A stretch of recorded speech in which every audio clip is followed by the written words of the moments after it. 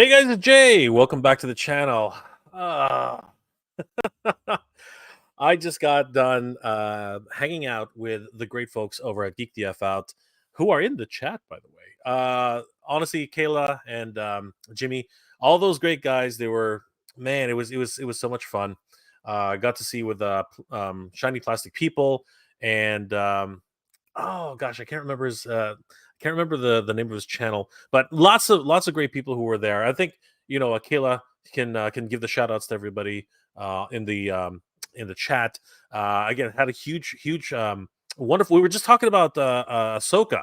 It was so much fun, and all the great things. Of course, I am terrible at this stuff. I spoiled everybody rotten. Like seriously, everything that I could spoil, I spoiled it like crazy. So that's on me. Those are my own problems. So huge huge apologies go my way, everyone's way who I recently ruined. Your your Star Wars experience because it wasn't Star Trek tonight. But it was a blast, guys. Definitely go like and follow and subscribe to Geek the F Out. Wonderful YouTube channel. They do deep dives on a whole bunch of different sci-fi shows, and I think they're getting into like other shows as well. But Star Trek is a big thing for them right now. And just a lot of fun. Huge shout out to everybody who was there tonight. Awesome stuff. So thank you guys. But I think Labor Day weekend here for Canada for us Canadians. I believe it's the same thing for Americans. I'm not 100% sure. Somebody like my guests are probably going to be able to educate me on that. But I think that there's going to be a long weekend for many of us. So great little bit of time for us to relax and catch up on shows, catch up on so many things. As a matter of fact, it's a great weekend to play with toys. Of course, it's a great weekend. When is not a great weekend to play with toys? But one of the things I wanted to examine for tonight, especially, is of course independent toy creators, and are they the future? Because coming back from PowerCon, it was an experience. It was an eye-opening experience, man. Like it was crazy coming back from a PowerCon, which has literally become in a lot of ways the independent toy creator hub. Like it is literally just a sea and a literal cornucopia of toy creators there, and not just customizers. Even though there were a lot of them there were a lot of customizers. There were a lot of local community members who were just there to show off their wares and stuff like that. But there was a lot of up and coming independent toy companies, and I was just blown away at the camaraderie. The whole community was there, and it really just had this amazing feel of community there. But the level of craftsmanship, the level of workmanship, the level of creativity that was there was bleeding through the entire convention, and I wanted to talk about that tonight. So I want to bring in a couple of my special guests tonight who can help me navigate these waters of the independent toy scene. I want to bring in my very special guest who's been here multiple times. You guys know him. He's a champion of the wonderful series called Animal Warriors of the Kingdom. And of course, he's been here multiple times on the channel. Guys, please help me welcome my very good friend, Brick Something, to the channel. What's going on, Brick? I'm good. I'm championing these amazing independent toys, Animal Warriors of the Kingdom. How's it going, Jay? Thank you once again for having me on the Brick, channel. Anytime, Brick. Always having you on the channel is so much fun. Yeah, thanks. But I know that you're a huge AWOC fan, and of course, you're always talking about AWOC. You have all these great animatics and videos about the lore and what it's about, and you and Highly Articulated are really big on this. But then it's not just Spero that you're into. You're into a whole bunch of different toy brands and independent creators. And yeah, exactly. We're we're Mythic Legions and so many different really good stuff. Even yeah, exactly. Exactly. Just so much stuff. And there's so much of it out there. But how do you keep it all together? Like, how do you pick and choose? Or is it just something catches your eye and you're just on top of it? Yeah. Squirrel. Squirrel. Yeah. No, it's tough because there definitely are a lot of creators. And I think that speaks to the topic tonight. Really, like this wasn't the case, like 5 years ago? No. Just 5 years ago, this wasn't the case. And so, yeah, it's definitely gotten heavy the last 2 or 3 years, I'd say. Absolutely. And, as we'll get into tonight, it's not just it's definitely North America is doing its thing, but there's a bunch of stuff all over the globe coming at us, whether it's like in 100%. Europe or Yeah. Asia. So it is hard, but Yeah, man, we're and you know, spoiled. there are creators in America, there are creators in Canada, there are creators all over the world who are making Yep. some amazing moves and Yeah. some amazing figures. Um, and you know what? It's not easy. I think that's the biggest thing. A lot of creators have to turn to Kickstarter to actually get things done, almost exclusively now. Yep. Yep. But if it wasn't for Kickstarter, I think that independent creators would have a much harder time getting their ideas to market. I think it would be a very difficult thing. Absolutely. And again, we'll get into it tonight, but as you've Absolutely. done some great coverage just this week around Eternia's Choice coming up Oh, on crazy, Tuesday, crazy. the big ones, Mattel and Hasbro, they've caught on to some of Yeah, the indie yeah, tricks of yeah. the pre-marketing and the crowdfunding. So And I want to I talk about that too. yeah, Like we see the influence. The influence is yeah, there. and should they even be involved in that? Is there a reason why they're doing it, or do they just see this as another avenue to fund the projects that they have? Love it. Speaking of projects that need funding and need some support, I did want to bring in a couple of special guests who have actually gone that route in one form or another. And I wanted to bring in my first special guest, who we did meet at PowerCon. He was there showcasing his wonderful display options for collectors, and he's bringing in some new options for people. He doesn't have much time left on his own crowdsource project, but I just wanted to let everybody know about some of the things that he's doing right now. Guys, please help us welcome Travis from Hexastack. What's going on, Travis? How you doing tonight? You're on mute, by the way. Yeah, still getting the hang of this, guys. There you Hey, go, thank brother. you. How are you? Thank you How are you so doing, much. Travis? Good to see you. I'm good, guys. I'm very good. Just getting situated here at home. Excited to be joining you guys. Luckily, had the chance to meet you, Jay, in person at PowerCon, and Brick. One of these days, we'll get together too. I'm sure. I'm making Yeah, the for tours. sure. Absolutely. So excited I was so excited to see you there. How's it been going so far, Travis? I know you only have about 6, maybe 5 days left on the campaign. Yeah. Yep. We're Yeah, going to talk a little just bit under a more week. about that, but I think you have things to show us tonight, later to the show, or some things Yeah. that you can talk about.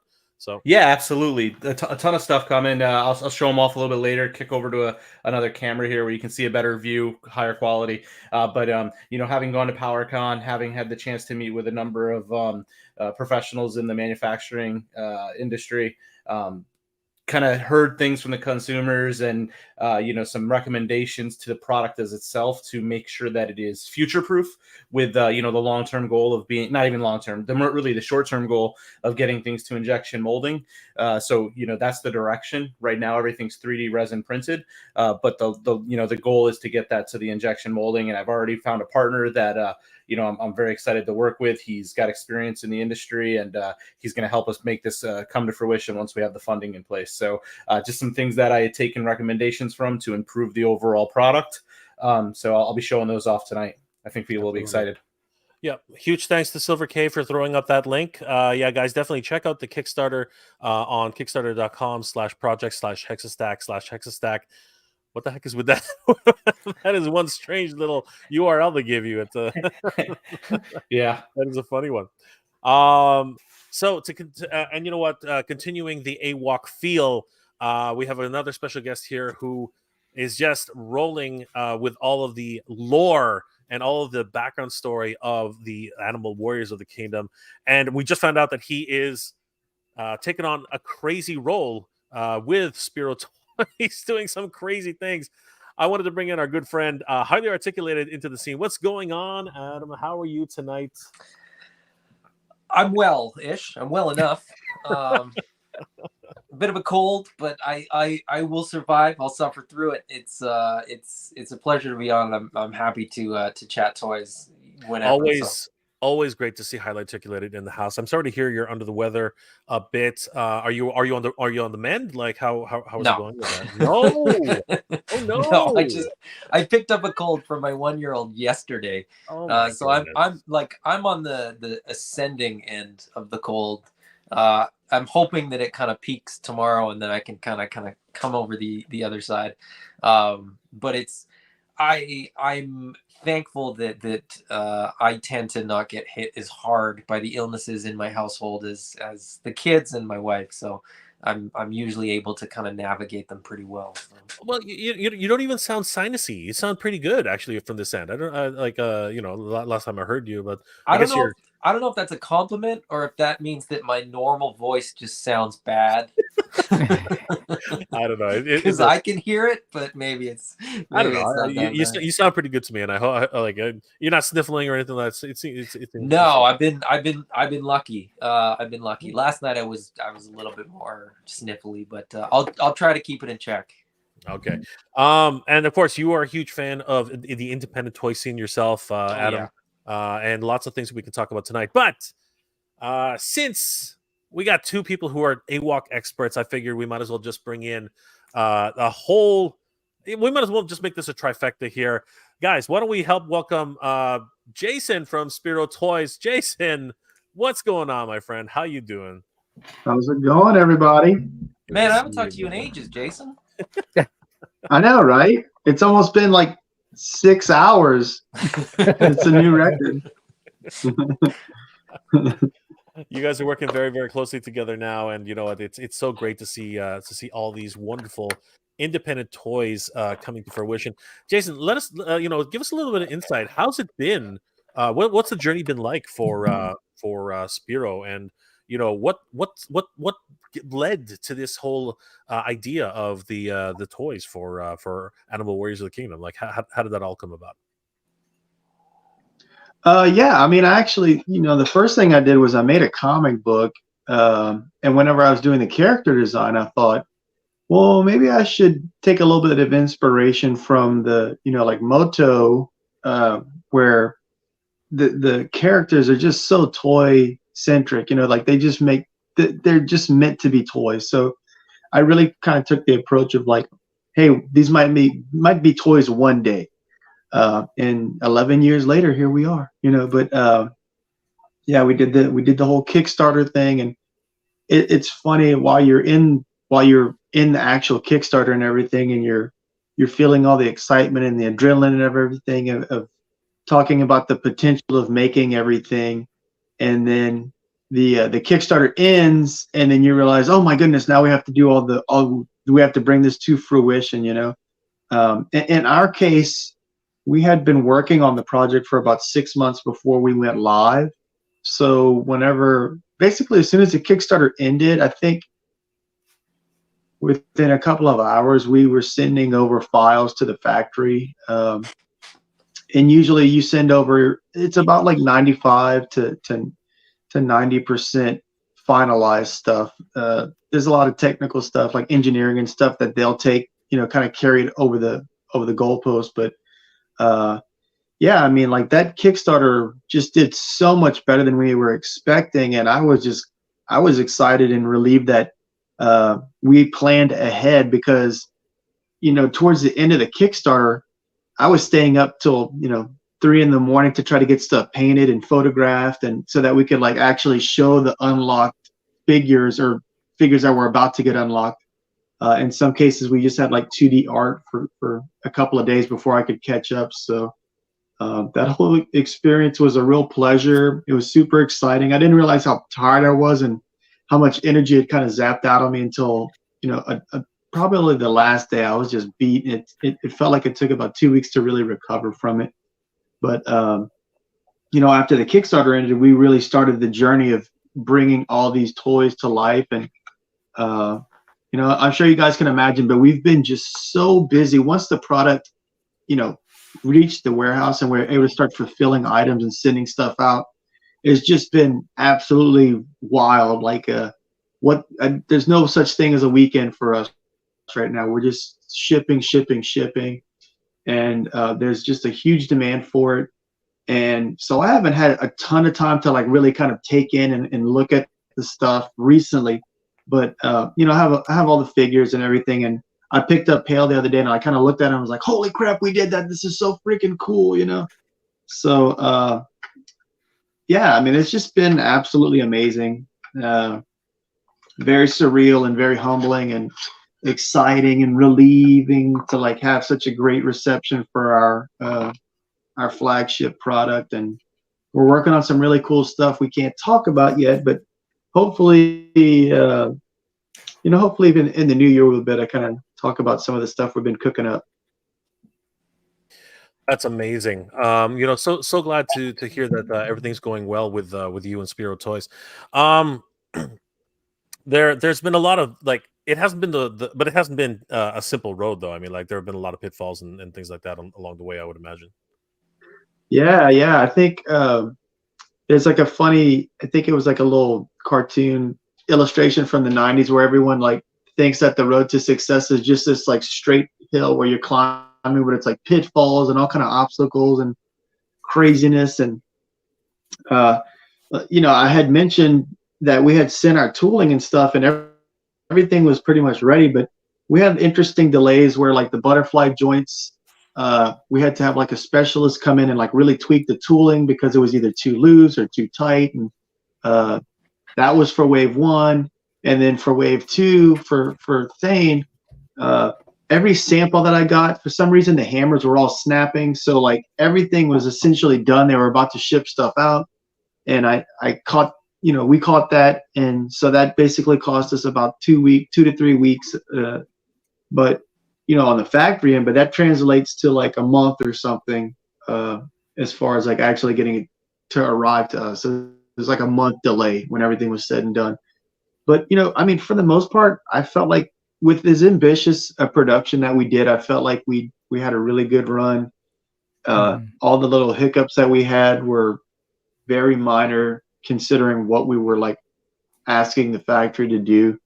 And I really think they just knocked it out of the park. It was such a huge relief to send off paint samples and have them just like really dial in. Excuse me, of course I'm going to hiccup. Just like really dial in all the colors and the looks of the figure. It's very satisfying to see them bring my vision to life,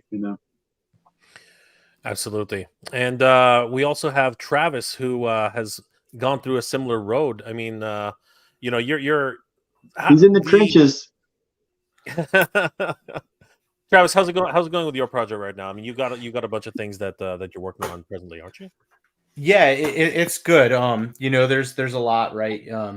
Leading up to PowerCon, Jason talks about having 6 months of work ahead of him before he went to the Kickstarter, and unfortunately, I was a little bit more optimistic and only gave myself a very short runway because I opened my mouth really quick as soon as I had an idea, and I went forward with it. Within a week of the idea, I was putting in the patent and creating the company, and then talking to a few folks, and because I started talking to folks, I was like, well, I better get behind this and get it out there before somebody tries to sneak in and bring something else to fruition faster. So, I started doing that. And while I've been working on the Kickstarter and trying to promote the Kickstarter, I've also been producing, a ton of product. And, I actually just went through the office here and packed everything up from Hexastack version 1, because I had a bunch of product that was going to be ready for as soon as the Kickstarter to be wrapped up. But having gone to PowerCon and been provided the feedback, I've retooled the design to be a little bit larger, a little bit more efficient for that longer term, future proofing it so that it can work with the injection molding. So I just recently finished one of the prototype, actually just finished curing it a couple hours ago. And I have, the 4 main stands finalized. Everything's fitting perfectly as I would expect it to. I made some adjustments, and I'm just, now pulling over all of the foot pegs to the new foot peg stand. It's just a bigger base overall. Doesn't cost anymore. Able to deliver it with the same. There was some changes from every piece being magnetized to finding that there's a more efficient way to do it using metal and not using magnets, because now I don't have to worry about rotating polarities and all that stuff. So a lot of things there. Still same functionality, just more efficient way to produce it, and what will eventually be a lower cost price point for the consumers once we get it to that injection molding. Absolutely. Okay, so this is going to be a hot button topic, but for everybody here, who's actually done a Kickstarter, because I've had some experiences in Kickstarters, but I know these two absolutely not, right? But how has it, like, how has the overall reception been? Because I know that these things can be tricky, right? So like, between, I guess, not now I'm just going to put the both of you guys on the spot, but between you, Travis, and of course Jason, what have been the biggest things, what have been the biggest takeaways actually learning from doing Kickstarters? I know that Jason, you had a really good experience. Travis, has been a bit of a rocky road for you. But what are some tips that you guys can give to other people about your experiences with the Kickstarter model? Whoever wants to go first. I'll go. So I've had the pleasure of having a Kickstarter fail, and it stunk because I saved up for like a year to get to pay for all the sculpting and have everything casted so that I could pitch the idea. And I was bummed out for like 3 weeks, and then I was like, well, the worst case scenario happened, so now all I have to do is just take that feedback and eat beans and rice again for another year and try in a year. One of the things I think a lot of creators kind of don't take seriously is prepping before you actually launch. I can't tell you how much of a relief it was to just have updates already in the can, so that way, when this happened, all I had to do was like go through my list of pre-made outlined updates that I could go and like plug in the information. Because even though the last Kickstarter we did was super exciting and fun, there was also a level of stress where it's not necessarily as easy to like access that creative side of your brain. And so if you kind of give yourself a little bit of a head start while you're in the thick of it, you're not necessarily scrambling to try to think of like witty stuff. You could just kind of take those pre-made updates, punch in all the information, put in the pictures, and you're ready to go. I'm trying to think of another thing. Another thing is, you can't really depend on like grassroots reach on social media, because the way all of those platforms are designed is if stuff starts to go viral organically, those platforms will start to meter and reduce the footprint of those posts. So because their business is to pay for advertising, so I highly recommend that people have ads in the can ready to go before they even launch. Your first day and your last day is your two biggest days. In the middle is that marathon section. But what's nice is Kickstarter now offers like a remind me option, so you could actually start your advertising cycle maybe like 2 days before you start launching. You can even do it like a week before you start launching, because now there's the option to click notify me, so that whenever something launches, you get the email and you're like, oh yeah, I forgot about that. So yeah, the paid ads on Meta, if you want to do YouTube, come on, cat, I'll be quiet. Yeah, use Meta, which is just Facebook, Instagram. It also has Hangouts. I don't really use that, but now there's TikTok, YouTube, obviously. So really, it doesn't matter how cool your product is if no one knows about it. So that's my main suggestion, is like, don't forget about setting up those paid ads before you launch. And obviously, you want to have a cool product. So, but I feel like that goes without saying. Absolutely. Travis, I know that you're in the thick of it right now. Has there been a lot of response from the community, for what you're doing?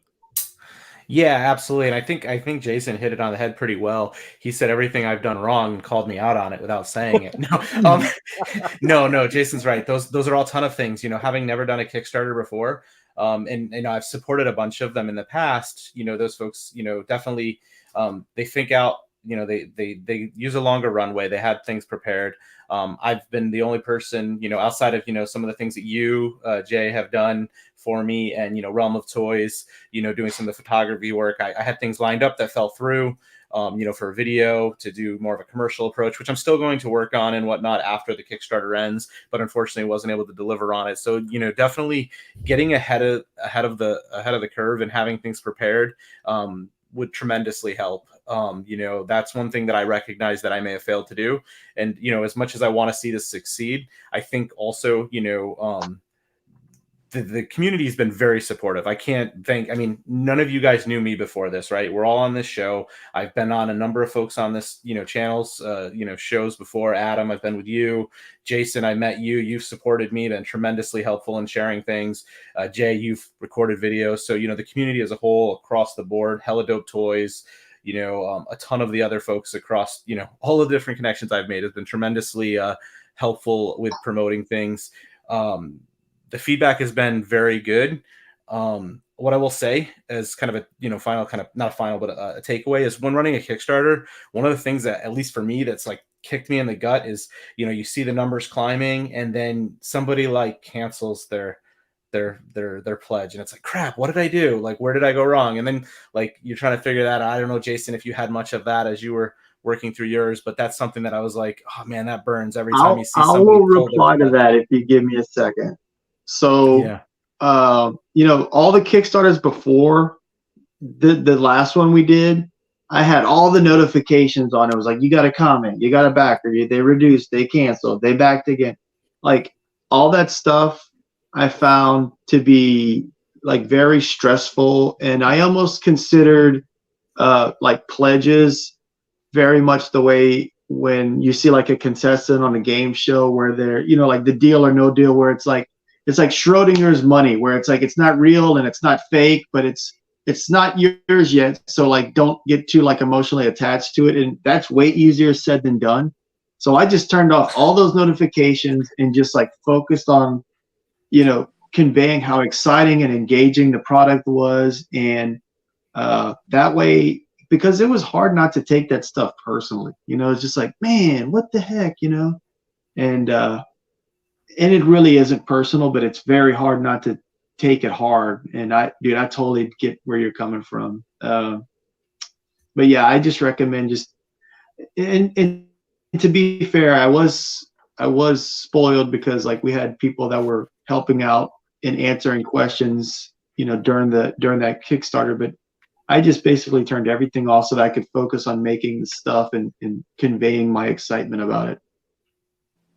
Yeah, no, that's definitely something I'm learning from. It's my first venture into Kickstarter, and I've appreciated it. I've learned a ton. But if one thing I will say, Mega J, is that from the get go, right? I've always said that the Kickstarter was a platform to introduce it to people that may not have heard of it yet, and really just get it out in front of people.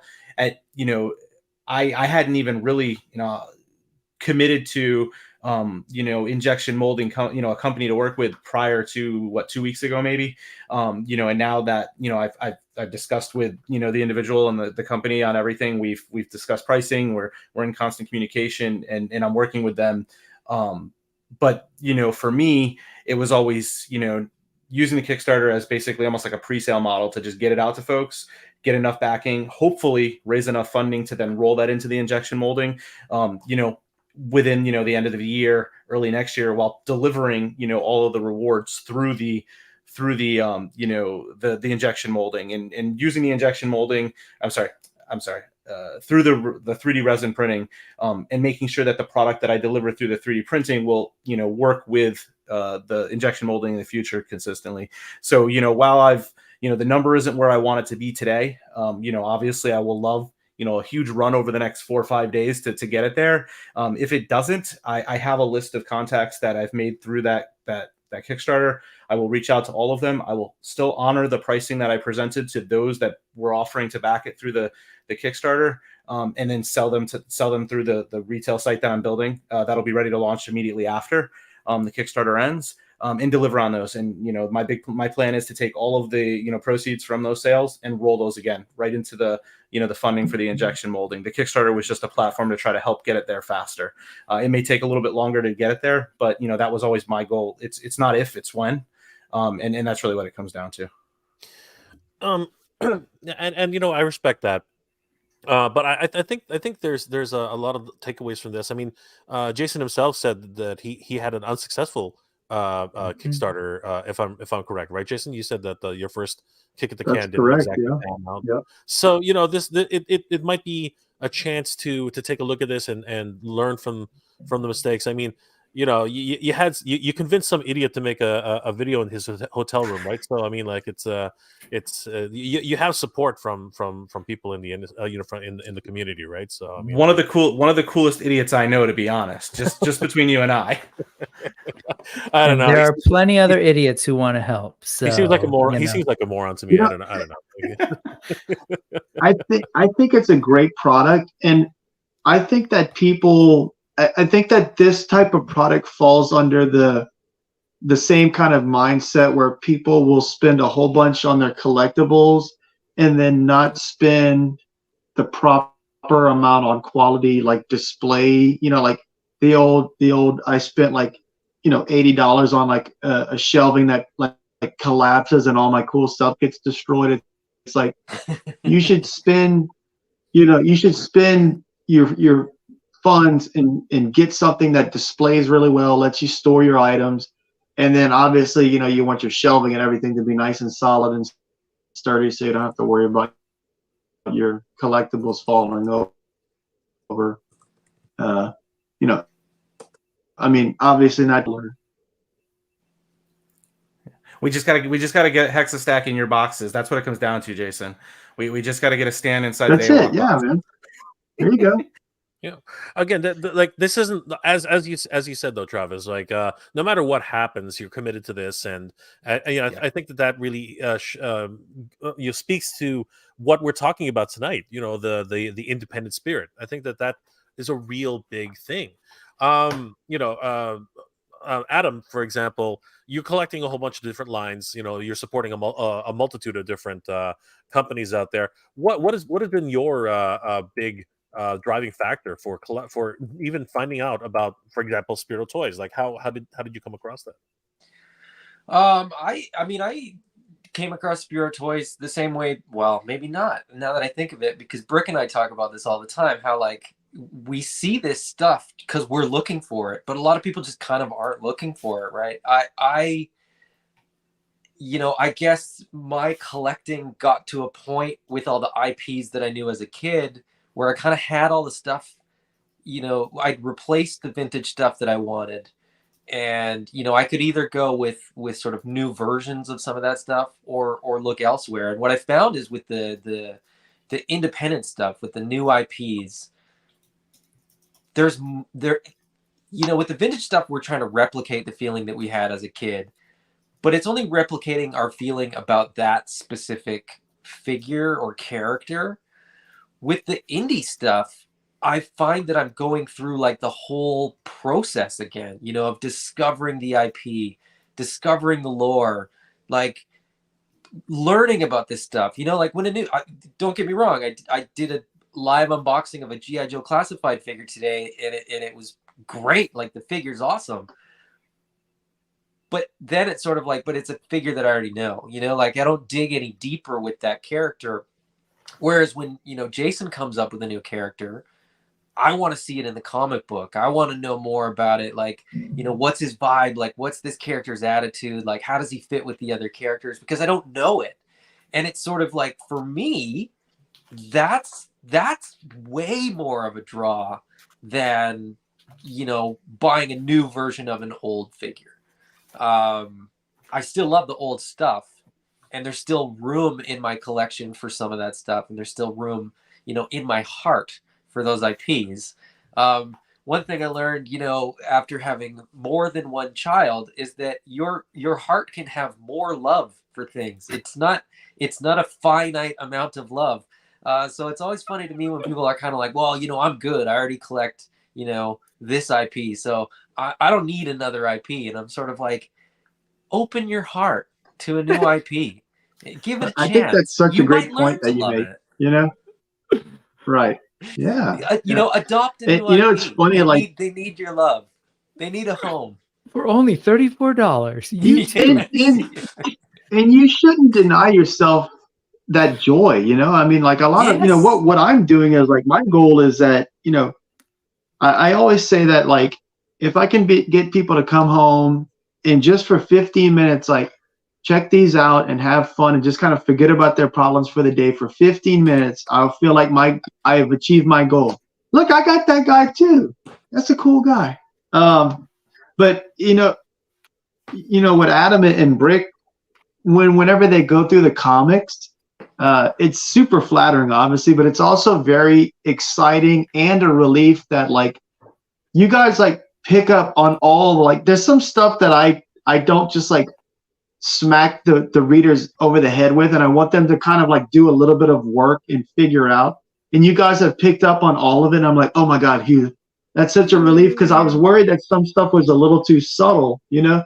I mean, you guys will get like 95% of the way there, and then like then where y'all don't nail it, it's so fun to hear the theories. Yeah. Because I know exactly where it's going, but it's like, oh, you're so close, and that would be so fun, but it's actually not going to quite go exactly that way. So, man, issue 5 is a banger. It is fun. Oh my God, it feels. I don't know. Like, I mean, like I'm still coloring the pages and Hurry stuff, up and already. I know, right? But I mean, this one is intense as far as like just so many panels. Yeah. There's so much exposition going on. I mean, at this point in the story, you've got like, I think there's like 3 parallel storylines that are, you know, they've kind of like in the story, everything has been like an A story and a B story where they kind of intertwine just a little bit. This time it's like there's 3 parallel stories and they're all leading up to one conjunction. So it's just a ton of exposition, a bunch of like really cool new characters that are introduced. I don't want to spoil stuff, but I'm very excited about it. It's going to be a fun issue, and we're wrapping up the first story arc, which is basically our season 1. Yeah. And then Let me we'll roll into season spare 2 you. after that. Yeah. Let me spare What's you that? from spoiling it. And let me spare you from spoiling it and just sort of say and respond real quick too. I think what's really fun and special about this sort of like this whole AWOC experience is that there is that sort of lore behind it. You know, Adam and I were talking about how, like, for me, it was just sort of like, oh, I heard about these figures. I saw them. I was like, wow, visually, I was sucked in. But then you get into the lore and the story. And I think that's largely why we started it from that story perspective, because 1, we're really into it.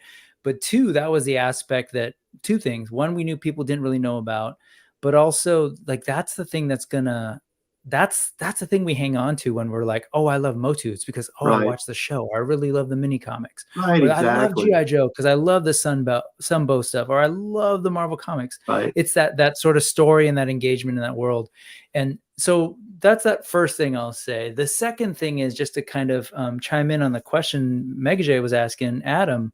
You know, in addition to everything that Adam said, that sort of like that joy and that space in your heart, man, I've never been, ever since I was a kid, I've just loved geeky things, right? Like I was never like, oh, cool, Gotcha Man, Yeah. I'm done. Give me more Gotcha Man, or sorry, Battle of the Planets. I'm done now. No, Transformers, not Right. interested because I'm so much. No, it was just like, feed me. It was the 80s. It was like, here's this, Yeah, here's totally. this. And I was Yeah. like, gobble, gobble, gobble, gobble, gobble. Right. And so there wasn't the point where I was like, okay, I'm done now. I have my things. So now that I'm kind of returning to toy collecting in this way, yeah, absolutely. Like it was this perfect time period of, I could go back to Motu because guess what? Motu's back. There's the Origins. If you're really into that format, there's Masterverse. There's G.I. Joe Classified. There's Star Wars Black Series. All that stuff was there. So like I could go back to that. And so as Adam pointed, like, yeah, there's room in my shelf for some of that stuff. I don't have room on my shelf. But yeah, but you know, but because you don't have part a of way me to is just stack them like, there you go. But no, I'm always kind of looking for what else is there. Like, you know, if movies were to come out that weren't Marvel movies, I'd watch those too, right? But it just happens to be like every movie right now is a Marvel movie. But it's just man. like, I want to check that out. There's space there. And so that's why I get excited because there's all this new stuff to explore, but then there's also the fact that like, if I look at what, and so this gets into the indie toy part of it all. If I look at what Hasbro's been doing and Mattel's been doing, from my perspective, I know we're all like coming from different places. I just think they could step it up a lot more than they have, right? In terms of like almost every aspect of the game, whether it's, you know, the engineering, whether it's the level of deco, even on the storytelling side, honestly. So then I'm sitting here and I'm watching like some company who's working with designers and sculptors all over the world, and they're like, magic, it's on 5K Toys, get it. And you're like, whoa, what's with that articulation? Like, oh my God, the painting on that. Like, and yes, I don't know anything about the story. It's not tied to something, but I'm just blown away what people are able to achieve. It's engaging. Yeah. So then I want to scratch, and I was like, yeah, I would love to get certain, like, I would love to get some Motu figures and Star Wars figures that are like that. Like, where are those? You know, like we're at that level. And again, I know your mileage may vary, but I want to see the indie toys sort of also push maybe these other guys to kind of step it up a little. You know, I think the indie mentality is like, hey, let's make really cool, engaging products and exist at the same level, if not a little bit better than the big guys, and still exist in the same space. I don't think that not necessarily the creators in those big companies feel that way, but I feel like, you know, the suits are definitely like, they do not like any kind of competition or anything like that. And which is a shame, because, you know, I always think about the Paul and John dynamic, where they like really pushed each other to like make amazing music and like brought out the best in each other. And I wish they would kind of get a little bit more of that mentality, because it's not like Batman's going away. I mean, it's been around for 100 years. So, but you know, all that being said, I love Marvel Legends, and I think the Masterverse stuff is great. Our goal is to do stuff like you said, you know, do like a Marvel Legends figure that's got all the bells and whistles on it. It's got at least, you know, in this case, it's got 3 accessories. It's got more than 3 accessories. It's got the alternate hands. It's got a ton of articulation. It's got, you know, removable armor in this figure's case. And the other stuff that we're going to license, like, I feel like we set a standard, which is, I hope it doesn't come off as bragging, but it's just an observation. Like, we set this standard, and we want that to carry over to the other stuff that we license. So whenever you pick up a Spero product, you'll know, like, oh, hey, I can expect, you know, this kind of plastic and this kind of articulation. Man, I want to talk about stuff, but I can't. I want to show stuff. I want to like pull stuff on screen and be like, oh, look at this. And then, but then people can pause it later and be like, oh my God. You can't show it, Jason. This is what it is. No, you can't show it. Adam, you can show it, Jason. Nobody's watching. It's just the 5 of us here. No one's watching. It's all good.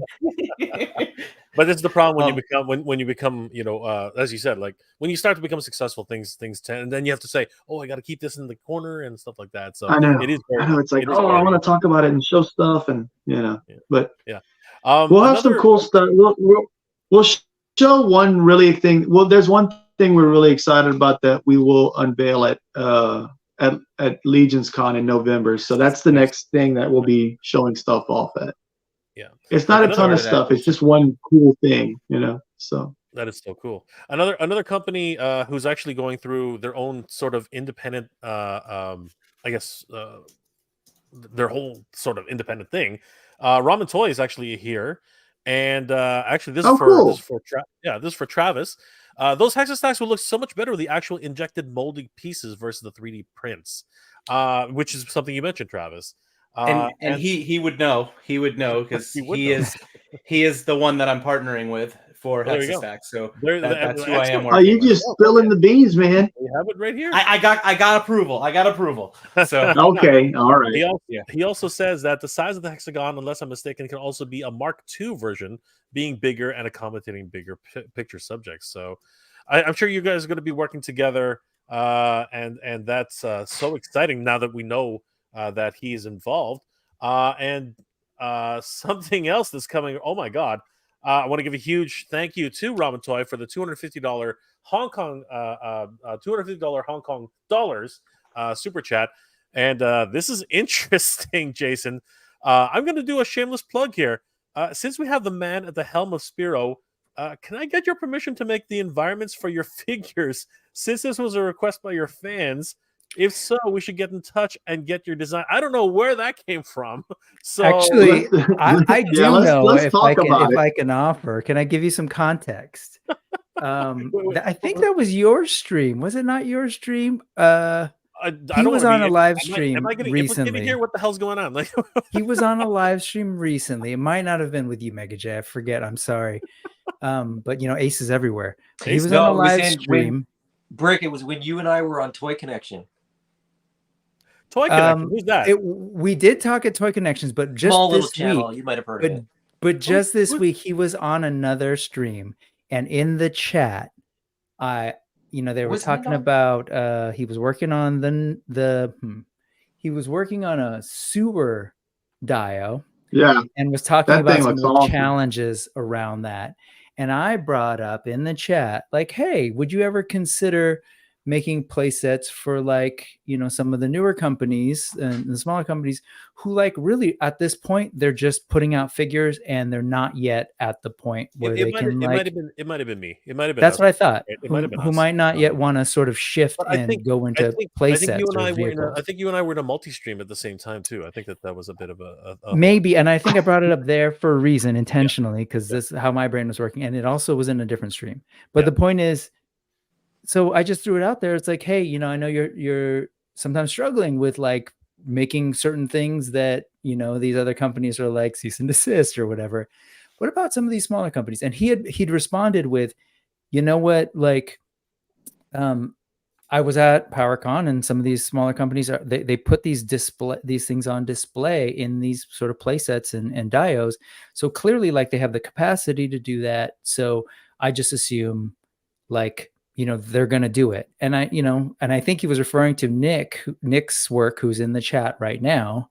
Right. I was just sort of saying, well, you know, Nick did an awesome job. That thing was amazing. It's interesting because, like, the way the con was set up, like, you walk in and, like, I think that we were, like, down the main walkway and you could see it from, like, way down the way. I was like, oh, that's going to get people to come to the booth. Yeah. Yeah, absolutely. So my point in that was, like, hey, maybe you could work with some of these newer folks to kind of create environments that would work with their figures. So, like, I don't know. I didn't, you know, I was just kind of throwing it out there, but don't know if you're at all in the mode of, you're like, we're ready for play sets, or maybe that's not something you're thinking about. I think it's a cool idea. I think it's an awesome idea. It's just, you know, everyone's got their mountain or their goal that they're going towards. And, like, I know what I want to make. And, you know, I personally don't consider, like, making play sets and stuff like that. You know, maybe if we get, like, a cartoon or something, then I would think, oh, hey, maybe we could ask the factory about it. But, like, if Ramen's interested in doing something like that, I'd love to talk to them about it, you know. Yeah, I can see there's, like, comments coming up, but, like, I can tell, like, that Ramen said something and Nick said something.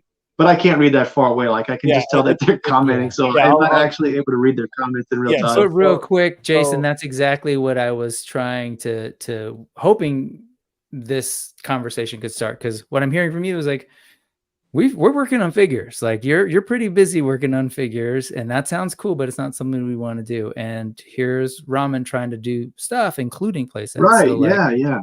It's cool. Nick, dude, it's 1 o'clock, dude. You know, you're not sleeping already. What are you doing up this late?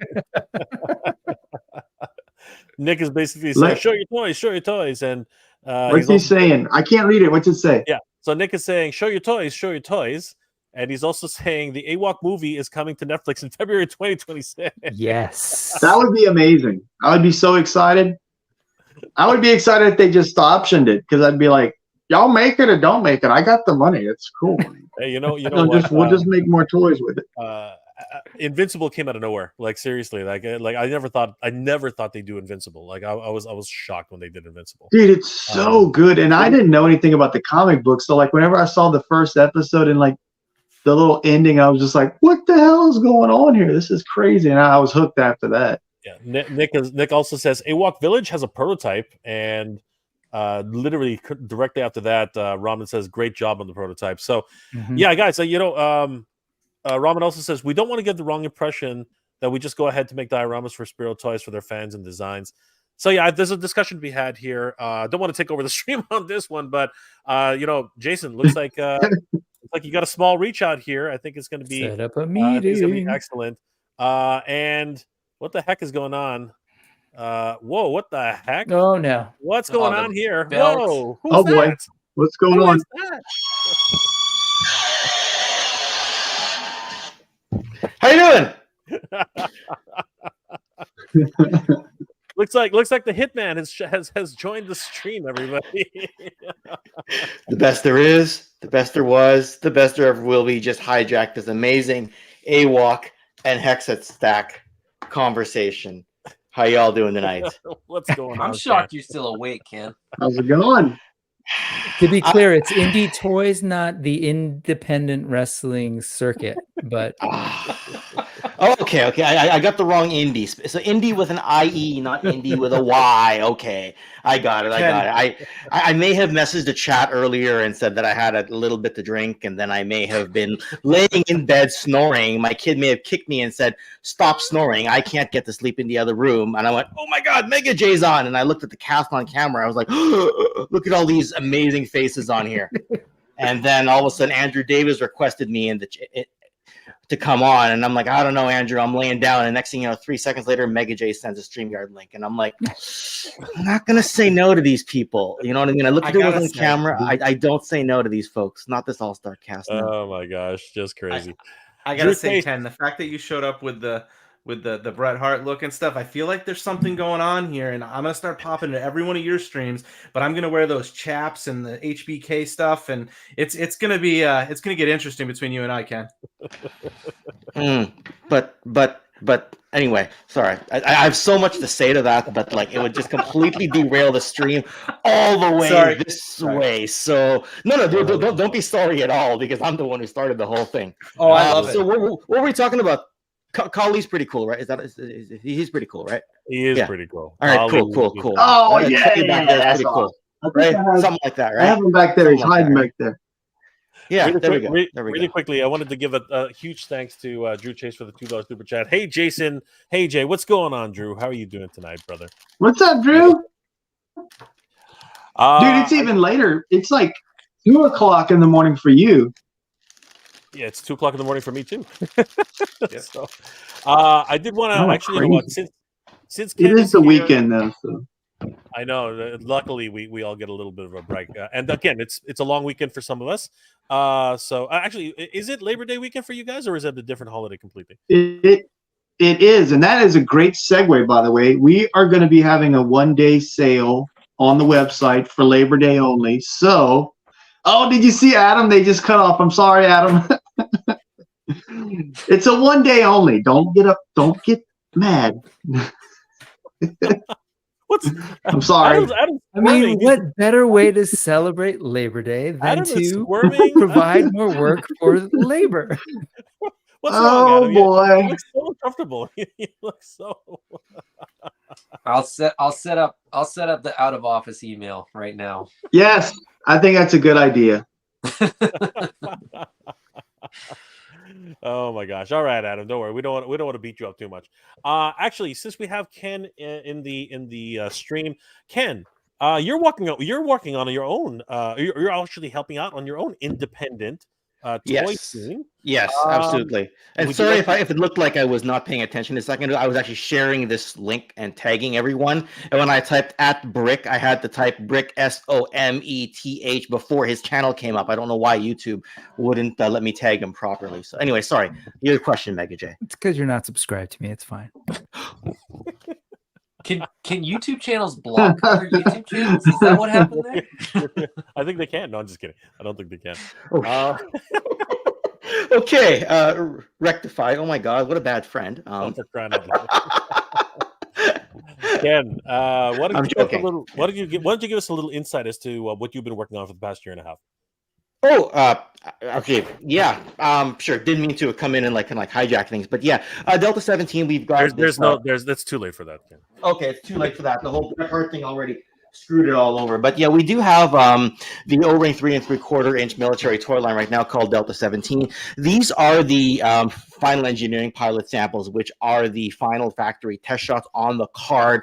We did a couple of final tweaks, but it's in production right now. It's going to be going full production for the next couple of months, hopefully to drop mid-late November, and then hopefully we'll have everything for sale at that point in time. And thanks to Mega J, who actually set up the website for us right now. We just got to link it up to a store and get everything done. But yeah, basically playing off of the old G.I. Joe love. I mean, O-ring has really resurged again a little bit, what with the other toy lines out there, such as Operation Recall, Call Sign Longbow, Skeletron's got something going on, in the Navy's got something going on. There's so many of us out there. Strike Force Alpha, the Ninjas line. There's so many O-ring toy lines out there right now. We thought we'd put our staple on things, make our mark on the independent toy space right there. And that's why it's really good to see what some people are doing, like what Travis has been doing with Hexastack. I've been looking at my bookcases, seeing, where can a Hexastack fit in there, and of course AWOC and Mythic Legions and everything that we're doing right now. But yeah, Delta 17, we've been working on it for a few years now. All the characters are individually created, unique bios and everything like that. We've got a comic hopefully to come out end of this year, but Steve is a little bit behind on the storyboarding, so he said it might come out the beginning of 2024. Let's see what's going on there. So yeah, ultimately follow delta17toys.com, Delta17 Toys on Instagram, Facebook, everything. Try to do what I can to cover it and get the word out there. Indie toys, man. That's where it's at right now. That looks awesome. Yeah. This is what we're Means talking a lot about coming from you. Yeah. And Ken, from what I understand, you are not doing a crowdsourced project. You're not following your what's it called? The D17 Toys is not actually doing a Kickstarter or anything along those lines. Is that correct? Absolutely. It's literally, we got funding a number of years ago through an investor, and we've just been very quietly developing it in the background. And Adam was one of the first people I talked to about it. And I know that there's a lot you can gain in terms of marketing as far as a Kickstarter goes. So we figured, okay, well, let's lean into our strength, which is kind of the reverse Kickstarter model that I've been talking about. And let's just kind of carpet bomb the information at the end while still giving people enough time to potentially save up if they want to get the entire first wave.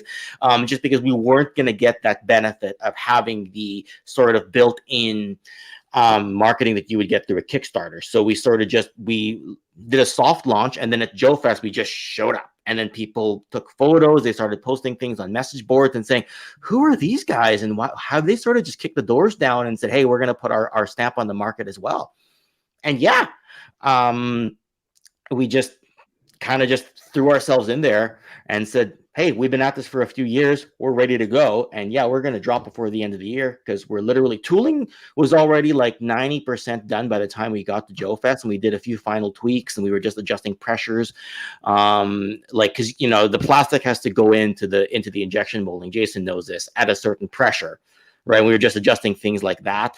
And just getting our final test shots done. And now that everything's all done, things have been going for the last couple of weeks and we're good to go, man. Amazing. Yeah. So that's exciting. That's incredible. Yeah. I'm gonna have to buy some of those. Let me know. Get them on some stands. Absolutely. So for now, you're doing 3 3/4 inch figure O-rings, correct? Yeah. And that's so it's interesting because a lot of people are moving towards the 6-inch figure line. Why did you guys decide to go into the 3 3/4 inch line? That's an interesting question because actually we got asked this last night on Toy Domination as well, and Steve said, I have no idea, I just did it. And in my case, when I first talked to him about it, I never told him my reasons for doing it. It was just because when you look at G.I. Joe, one of the things that you automatically associate it with without even thinking is the 3 3/4 inch line, the O-ring line. And then when you think military, that's sort of like where your brain goes first. And then you sort of migrate over to the 6-inch line with what's going on right now in the industry. But we felt that, I mean, like, the sweet spot for what Steve wanted to build in terms of, you know, the world he wanted to build was better served at 3 3/4 inch. It's not to say we won't venture into a different scale later on, but we're going to do that selectively. Right. But yeah, it's going to live in 3 3/4. Long story short. So, yeah. Fun fact. I mean, just to kind of tie these things together, like, there was a AWOC before the AWOC we know now, right? And so, could you? Yeah, we started. I love the 3 3/4 inch line. I mean, I love that scale. And I kind of fought the 6-inch scale for quite a while. I remember whenever they were starting to have the lockdowns and we were just kind of stuck at home, and I was just kind of looking on, you know, looking at toy sites and everything, and I noticed that like a bunch of Star Wars Black Series were clearance, and what was it, Marvel Legends stuff was clearance. So like I felt like, oh, let me check it out and see what's going on, and I started buying those, and begrudgingly started to enjoy the 6-inch scale, and yeah, I just kind of followed what I was interested in at the time, and we found a lot more success in the 6-inch scale. So, you know, we just kind of followed where our customer demand was. But the last big line that I went crazy over was the 3 3/4 inch Halo figures, which I just have a ton of them. And I really like that scale. It makes doing vehicles so much more practical. But yeah, I mean, my first love for toys is that iconic 3 3/inch scale, or 3 3/4 scale. But on the note of Spero Toys and Animal Warriors for the Kingdom, intuitively, a lot of people would naturally either put the Pharaoh house with the Thundercats in their own headcanon, right? Exactly. But also largely fit it with Mythic Legions, right? Right. Yeah. We were trying to find like a little sweet spot. Yeah. Yeah. So if somebody doesn't, like, you know, first off, the story is already good, but if someone just said, I don't have time to, you know, to follow the story, and they wanted to headcanon it themselves, it can fit in with what they already have, right? And if they choose to follow the story, even better, right? So you found a sweet spot there. Anyway. We have Usual Mike in the chat. What's going on, Mike? All the way from Australia. How's it going, Mike? Good to see you, brother. I hope you're doing okay. Yeah, it's great to have as many independent creators as we do tonight. What is it you guys are looking forward to? Or actually, you know what? I guess I'll put this to the entire panel.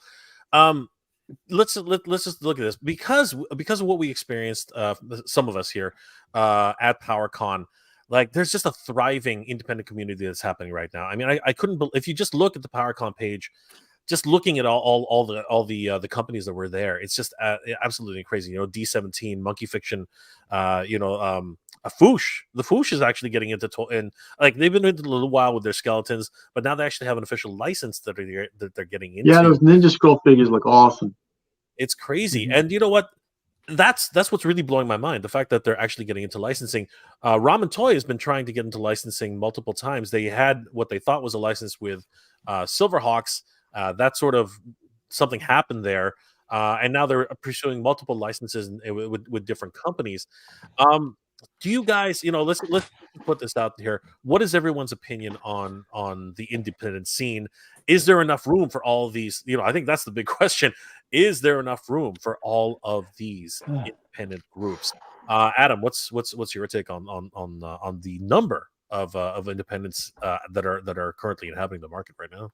Honestly, I love it. I mean, I love seeing more of them. Like the more the better, I think. I think there's a tendency for people to kind of get in this mentality that like brands are competing against each other. And I guess that on some level, the amount of money that any one of us has to spend on toys is finite, right? And our space is finite. But not everybody's going to buy everything. That's just the reality of the way the world works, right? Like, I work in retail, and if I got upset when like another retailer sort of in our town sold something that's similar to us, like was able to make a sale, like that would drive me crazy. But it doesn't make any sense, like, because you're creating a bigger market, right? You're creating more interest, and the more of this stuff that we see out there, the more interest there is, and the more people become open to the indie creators, because it's not like a niche anymore. It's becoming normal. It's becoming like, these are the lines that people are collecting. You know what I mean? The shelves behind me, there's tons of Hasbro product. I find myself buying less and less of it because it's less and less exciting. The AWOC stuff is I mean, I'm unapologetic in saying that it is my favorite line right now, bar none. But that isn't to say that stuff like the legendary Kickstarter that's going on right now, Mythic Legions, the Armies of Ashmore, giant dinosaur action figures. Like, there's so much cool stuff out there. And I say this all the time. I can't collect all the things, but it doesn't mean that I can't pick up one or two things from every line. And Brick knows me well enough to know that that's not necessarily my MO. Like, I kind of have a tendency to buy lines and fill up shelves, but that's more than anything because, like, I get really excited about certain lines. And then I just kind of run out of room for the sort of individual figures. But if you put out a translucent figure, I'll probably buy your figure. It doesn't really matter what your line is. I'm still waiting, Jason. But yeah, I mean, yeah, I think there's room for everyone, right? Rising tide floats all boats, except if your boat has a hole in it. But that's that kind of breaks the analogy. But anyway, I think there's room for everyone, right? And I think what I've seen, with Spero and Ideas from Mars and Four Horsemen and like all these studios, these independent studios, is that when I talk to these guys, right, when I'm messaging back and forth, they're like, yeah, I know that guy. That guy's really cool. He helped me with this idea, or like he sort of said, hey, why don't you tweak the sculpt in this way? Like, the independent guys work together. There's not a sense of like, I have to beat these guys, like I got to defeat my enemy and crush them and, stamp them into the ground. There's a genuine sense of camaraderie and a genuine sense that, like, hey, let's help each other out. Let's all, help each other to further this and get these toys in people's hands, right? Because I think that's the big thing. A lot of people see the independent stuff. Maybe they see a YouTube video or whatever, but getting it in people's hands and getting people to kind of experience it firsthand is really the goal. Hal Jordan in the comments buying into AWOC. I'm pumped because every time somebody's like, oh, I'll give these a try, it's I had that with Mythic Legions. That was kind of the first line that I personally got one in hand. And it was like, the moment in that Simpsons episode where like the eyes just go, woo, and I was like, you realize how good toys can be, right? We get so used to the big guys, and we get so kind of accepting of sort of mediocre action figures. But there's really good stuff out there, and I think that's what the independent lines are doing. And people just need to get it in hand. I'll get off the soapbox now. Brick, you're up. Oh, geez. Okay. Well, all right. Get ready. No. So I've done the indie thing in different forms for a little bit, right? So been on the planet for about 4 decades now. I'm in my 5th one. And so whether it was indie music, right? Indie hip hop, indie rock, indie punk, we'll just start there. So I just remember, like, kind of like what Adam's saying, in that in the independent world, people were helping each other, and there was a scene, there was this DIY spirit, and people were like, yeah, let's just do this. Let's form a band. Let's do a record label. Hey, I don't know how, and let's form a touring network. And people would just do it because largely the reason they were doing it was because the big corporations weren't allowing them in that space. There was a gate, right? You couldn't just sign onto a record label, or you couldn't just like become a venue. So people did it themselves. And so when I look at that model, that's really exciting. And I feel like that's kind of where we're at right now. And you're seeing bands pop up all over the place. And it's exactly what Adam said with Mythic Legions. It's sort of like you realize, wow, I could be listening to, I'm going to date myself, this hair metal right now. And that's all really looks cool. Rick, but people like, marry themselves. So dating that's yourself fine. isn't that bad. Yeah, but Warrant and Motley Crue, and no diss to anyone who's like, but after a while you're kind of like, oh, it's like just different dudes with slightly different hair, and so it feels the same, right? This is that mediocrity that you're talking, and all of a sudden you're like, holy crap, did they just play 3 chords really loud, and that was fun, and we were jumping around, and you realize, oh my God, that's exciting, right? Or the same goes for hip hop. You're like, oh my God, they're talking about stuff that I'm not hearing on the radio. And so I throw that all out there because I think that's kind of where we're at right now, where it's exciting. But here's the maybe not as fun part that I just kind of want to point out, is that all ended up with like, I don't know, Lollapalooza and, grunge being the biggest thing. And I point that out because we still live in the same economic system. And I think at a certain point, Debbie Downer, like, I just wonder if we're going to see some sort of like the market can only bear so much, right? So I don't know. And I'm not trying to like be the downer necessarily. I'm just kind of like a student of history and life. Like, I wonder if Mattel and Hasbro, someone was asking, like, what's going to happen when the IPs that they own aren't really like the big thing anymore, and they don't have this huge like fan base to kind of bolster their toys.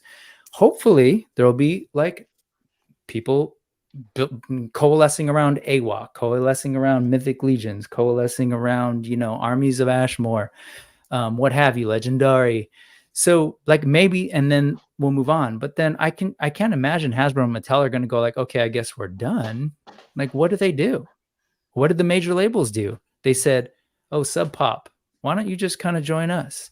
Oh, Dim Mak, which is the label that I've had some experience with. Sony's like, hey, why don't you just like, we'll just take you on, and all your bands will now be Sony bands, and they wouldn't even know about it, right? So I know that's a lot. I just want to throw that out there. We've seen this happen. We've seen it happen with technology, right? All the little .coms. I've seen that happen too. All of a sudden, I was like, oh, independent design house here. All of a sudden, they all got bought up by big ad agencies, and then they're all gone. So I just want to throw out there that that's a possibility. However, the good news, the 21st century. And so we have the internet that so small folks can now reach people directly and build up their base in a way that a lot of us in the old independent music scene, we just couldn't up until a certain period, right? We couldn't. Now, like, you can build an independent venture in a much larger way than you couldn't before. Like, to hear Travis, like, I had this idea, and now I'm talking to injection molding companies, and we're getting ready, and here's Ken talking about the tolerance of the plastic, and he's like learning this stuff. Like, that was all information that was just inaccessible to the average person back in the day, and now here you guys are, right? So I think there is some good news and some options. The other thing that I think, the fact that Mattel and Hasbro are really leaning into crowdfunding, that tells me, and people have their opinions about it, they are now having to pivot and learn from the techniques that indie companies are using. I mean, there's a reason why they're leaning into it, because they can't just do their old model. They can't rely on Target willing to buy a bunch of stuff randomly and hope that it sells, because now Target's like, now we're not interested anymore. It's getting tougher and tougher for them to kind of use the old model. So they're like, okay, well, what if we try and sell more directly to people? So anyway, all that said, I know that was like the Debbie Downer, like less like pie in the sky version, but that's just sort of what I'm seeing. And I really do think there's some hope in the indies doing something big. And I just saw the the comments from like Alberto talking about, it's not just the toy makers, it is the cottage industries that are coalescing around it. It's the people making custom heads, custom accessories, custom dios, custom accessories, display stuff like Hexastack, Back to Stack. It's all of that stuff now. And then, hey Jay, like, I don't know if you ever dreamed back in the day of being a television station, but that's essentially what you've become, right? You are now the independent news outlet and TV station, and many of us are that. So it's like it's kind of wild, and so I feel like it could go any way. Sorry, I could talk about indie toys all forever, but I'll stop there. Period. I don't know what you're talking about. I have no idea what you're talking about. Back to you in the station, Mega J. You're talking to the wrong guy. You're talking to the wrong guy. Travis, do you have any thoughts on the subject? Yeah, so this is coming from a guy who like only collected, Mattel wrestling figures for like, 15 years. Or whatever it was. Exact. No Bret Hart's though. No, I kid, Ken. I kid. So for I was going me, for my steel chair right now. Awesome. So for me, I got into the classifieds when I started seeing those on the shelves, and then got into the Valaverse figures, and I kind of played in that space, and then the Valaverse figures just opened up this world of the toy community beyond like wrestling fig forums, right? Because that's where I lived for like ever with wrestling figures, and then that's where I started coming across all the different channels that we all watch, we all subscribe to, and that's where I started hearing about AWOC, right? And AWOC got me into the He-Man because I like thought the AWOCs looked honestly, the board game for AWOC was really like interesting to me. So then that's when I got the AWOC figures, knowing that was coming. And then I got the He-Man on clearance because I'm like, I need some humans to fight the monkeys. And, like for that, they fit in scale and they were dirt cheap. So for me, I really have only gotten into the independent toys over the last like couple years, but I have a massive collection of them. And just like, Brick and Adam, I love the AWOC figures. And that's not just because Jason's on this. I was at Jason's booth as much as I could get away from mine at PowerCon last month. So, the AWOC figures really like, they've shown me what can be done at the independent toy line. And that's, seeing, somebody come up with a board game to tie into this, using your action figures and finding another way to play with our toys and the comics. And, I think Brick was talking about this earlier is, and somebody in the chat mentioned, well, what are you going to do when kids don't like the IPs that have always been there? Well, for me, I'm like kind of like already at that point. Like, don't get me wrong, the other IPs give that nostalgia feels, but like you have something like AWOC or even like the Savage Crucible that's coming, like they have their own, mytho or, lore, and it's got kind of like that feel of what we had when we were kids, but it's something fresh and it tastes new and it's got a smell to it that's a little different. And it's like, this is cool. And it brings out that 6-year-old kid in me that was like Saturday morning with a bowl of honeycombs and just kind of like, this is cool. Like I get to play with the toys and stuff. So, as long as the independent lines continue to invent things and create those IPs, I think they have a ton of opportunity. And, with what Brick said, right? Like there's going to be, independent line that comes out and is successful and somebody's going to snag them up with a bigger wallet and we're going to be bummed out, but maybe we get something better, from them. But what's going to happen is someone else is going to come up through a Kickstarter or self-funded, and they're going to come up with another, I don't want to say AWOC because AWOC's pretty freaking awesome, but they're going to come up with some other IP that somebody else is going to jump on and it's going to fill the shoes. So I really think like it's a really cool time to be, into toys and kind of come out of that, for me, for the wrestling figure closet that only my closest friends and my kids picked on me about, like being able to play with my toys and stuff has been really cool, and just be exposed to it. It's just massive. There's one so should much pick on you for ever having a wrestling collection. Thank you, Ken. Right? We gotta stick together, brother. Even my Canadian friends don't pick on me for having this in the collection. So don't even worry about it. Don't worry about it. So, anyway. Yeah. So to me, it's just an awesome time to be a part of the community. And like I have a 12-year-old, and he was like super ecstatic to go and see the AWOCs. Like my AWOCs are on my shelf, but he grabs them a couple times and he plays with them. But like when he got to go over and hold that life-size Thane hammer with Jason, and Jason was holding his Loki staff, it was like the coolest thing. And that's the other thing, right? you're never going to get that experience with the creators for some IP that works for Hasbro in the same way that, you know, PowerCon and things like that gave my 12-year-old son, who like was looking at me like I was such a cool dude. I don't know why, but he thought I was such a cool dude to be able to know some of these people and have had conversations with them. And for him to go and see all of them, he was like, this is the coolest thing, Dad. So, you know, like it's a cool time to be a part of the community and involved in the toys. And I think the independent line is giving us something that you're never going to get in that Hasbro experience or the Mattel. And that's not slamming them, because I love their products. You know, the independent line has raised the bar. You know, a Valaverse and the G.I. Joe Classified is a perfect example. Classified products have gotten better consistently as there's been something there pushing it. I go back to my wrestling reference. I'm sure Ken can see this. You know, WWE, WWF, WCW, it was all better when they had each other, right? Like when they had something pushing them, we had the best ratings. We had some of the most exciting entertainment on television for that kind of media. So like the competition of these independent lines pushing is just going to continue to do the same. And ever since AEW came back, what have they had to do? WWE was forced to pivot. Roman Reigns turned heel. The fans were clamoring for how many years? Turn this guy heel. He'll be good at it.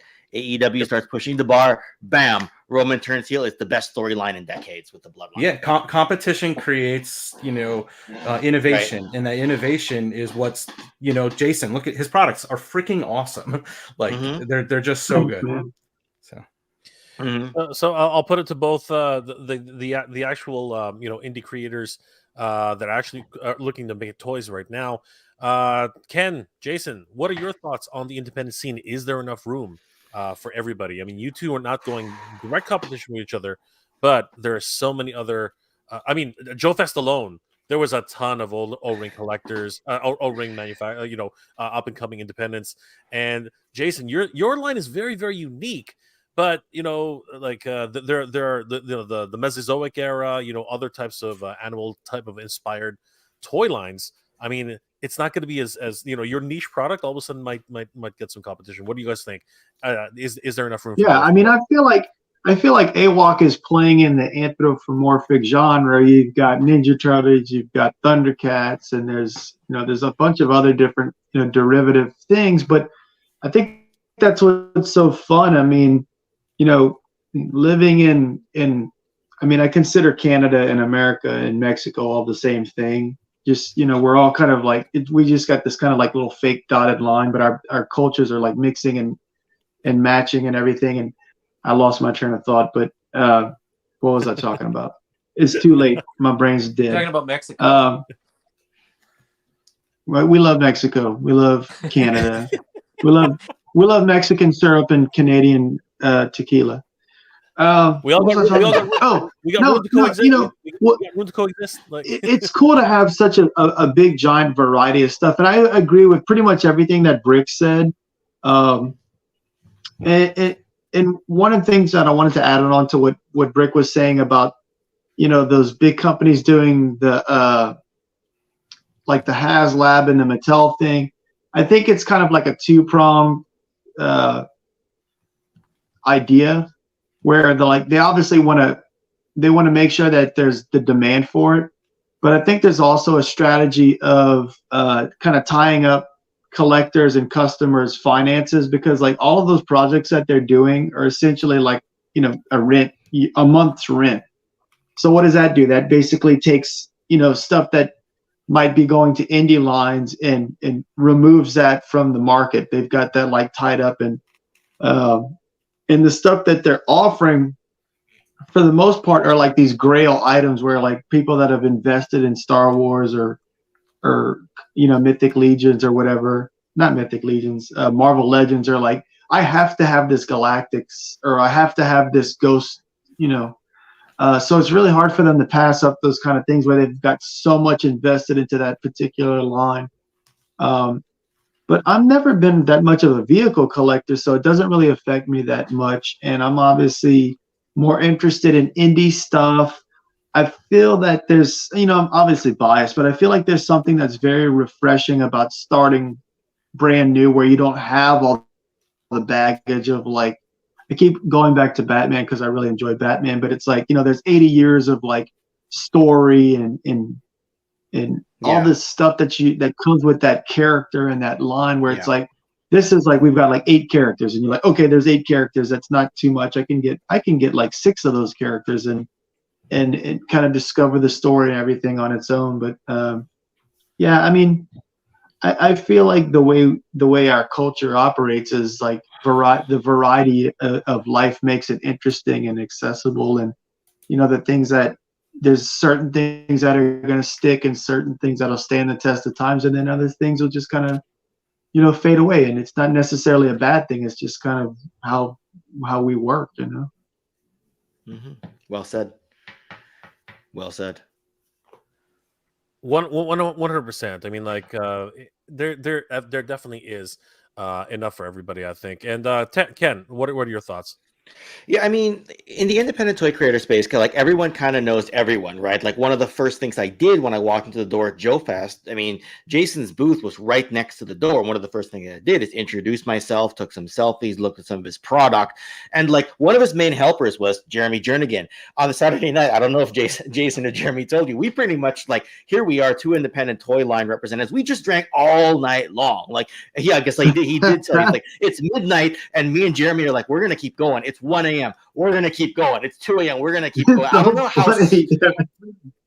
Yeah, I never asked him directly, but I'll ask you, how was he at the booth on the Sunday? Because I was pretty rough on the Sunday. He said in the morning, he said, I'm gonna be a good boy today. Like like I could tell he was just like really hungover. It was funny. Yeah, he was okay.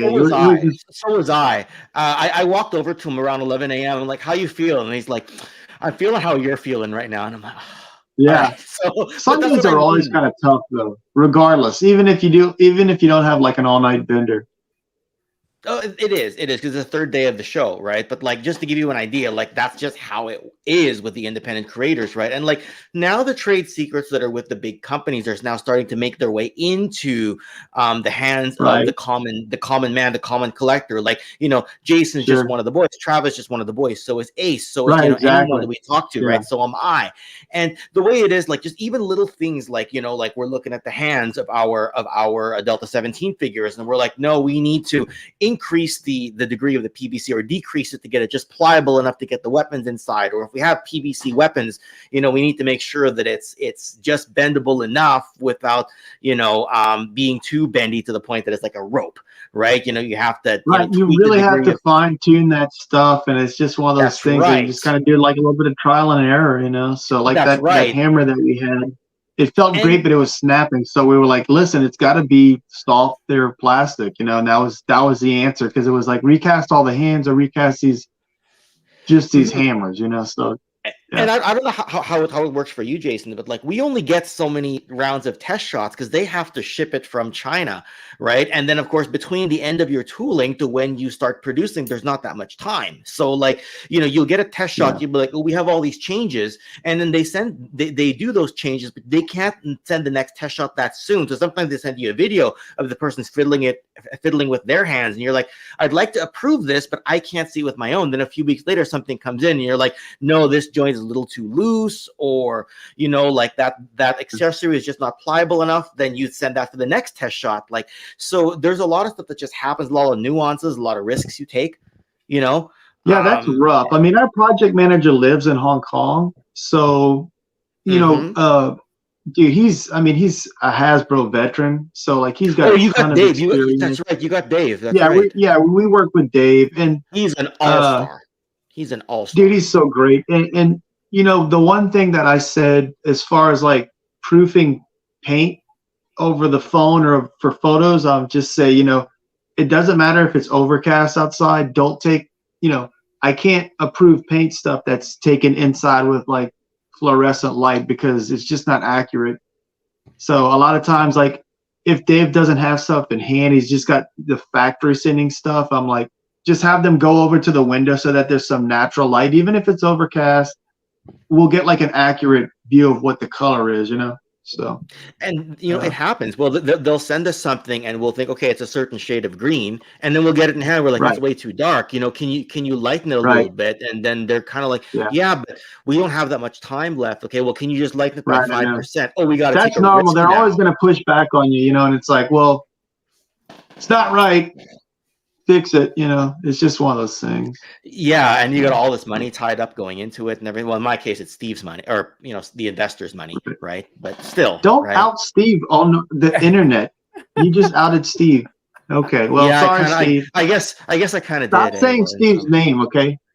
Yeah, I Real know. quick, Hey, you know, I there's wouldn't something have said Dave's name if you hadn't tagged him on Facebook. I was gonna leave that completely in the dark until you Yeah, tagged I him. I'm was like, just all right, He's okay cool. with it.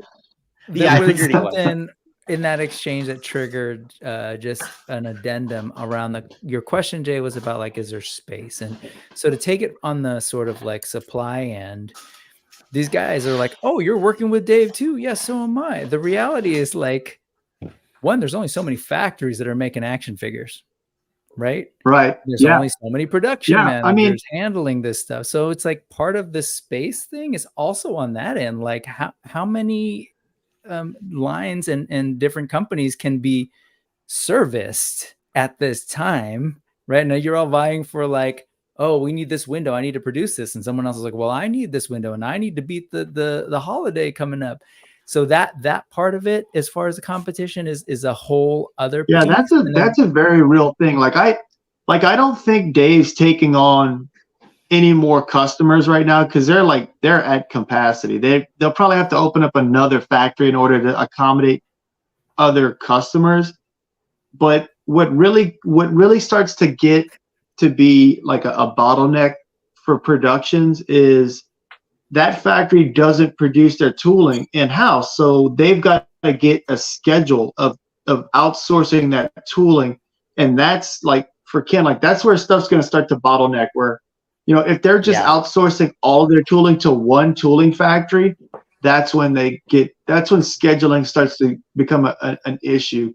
Like I don't ask for exclusives for Joe Fest because I know they have Valaverse does something. I think Dime Novel Legends does something, and Marauders Task Force does something. So I'm like, okay, let me not drive Dave crazy and pile one more thing on him. This is more of a G.I. Joe convention. It's not that big a deal for me. Let him have some breathing room, and I'll focus on something like like a Power Con or a Legions Con or like a Toyland or something like that. That's where I'll ask for my stuff. Like there's Tanger right there. That was our exclusive. Power Con. It was about 3 months apart. Oh, wait, hold on, wait. Okay, all right now. Yeah, so I can grab Beastman over there if you want. That's the real thing. The customer base. The customer base is not quite as big of an issue as the factory reaching capacity, especially for the tooling. All that stuff takes a really long time to get going. It's I want to say it's like best case scenario is about 8 weeks. So that's right. And then there's everyone else's projects. And it's hard on to top just of yours. jump to another factory because the tooling is kind of like unique to whatever that factory's machines have, right? So it's like right, exactly. I mean, we're not really I mean, that's really Dave's.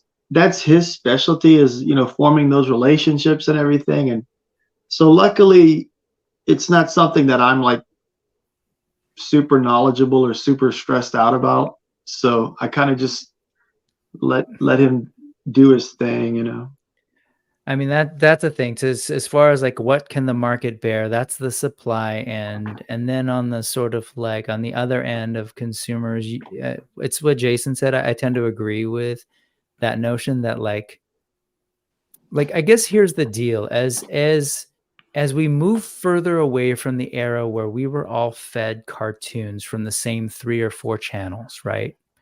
And we were all watching the same thing.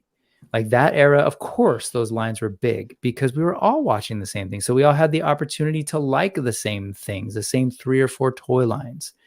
And so they become these huge cultural touch points. Like, oh, everybody was watching Transformers, much in the same way that everyone loves Bach or Mozart, because really there were 12 people making music and compositions back then. But right now, it's just different. I think about the Four Horsemen in particular, where they're now doing their sort of they have 3 lines now, but when they came, the people that I was sort of seeing online talking about these things weren't always like, they weren't toy collectors all necessarily. Like some of them were coming from fantasy miniatures, and I'm into customizing and painting, and they sort of activated new markets to buy toys, right? Thanks, Ray. I just feel like that's the name of the game right now, is for all of you, the two of you who are making toy lines. The challenge is finding the people who actually are going to really love your product and become fans of your product. And they may not necessarily be people who buy toys in general. Like some of us, we're stuck. We've got the sickness and we're just looking to buy toys. But there are people out there that's why that's a cool new toy line. You know, I feel like a lot of times, like whenever a movie will do a video, like the video game is like the best or the most notorious thing where like it just feels very tacked on. And it's not necessarily that it was tacked on. It's just that there's such a small time to develop a video game compared to a movie that it just feels like an afterthought. So I wanted to be really kind of conscientious of making a really engaging comic book that if there was never a toy line, it could kind of stand on its own. And I feel, you know, I'm obviously achieved that, where we've got a really engaging story that just happens to be about, you know, well, not all about animals, but anyway. Story is what sold me on, to be honest. I think we I'm gonna have to hop off in a second. Adam. We got some lore, maybe. I probably should not have taken melatonin before hopping on here. You're muted, Jay. Yeah.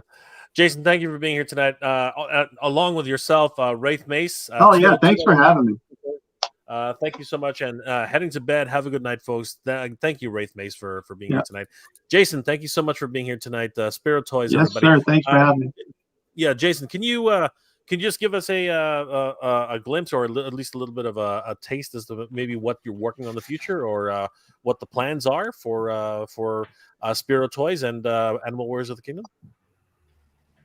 Yeah, so you know, we've got waves 3 in production. Hopefully they'll be here sometime this month, and then we're rolling into wave 4, which is our Gladiator line. After that, we are going to offer just one figure. It's a special figure. It's something that we feel will be kind of like it'll kind of be a breakout figure in the same way that Thane was, where it's like, you know, it's not going to be as big as this, but it's going to be a very engaging figure.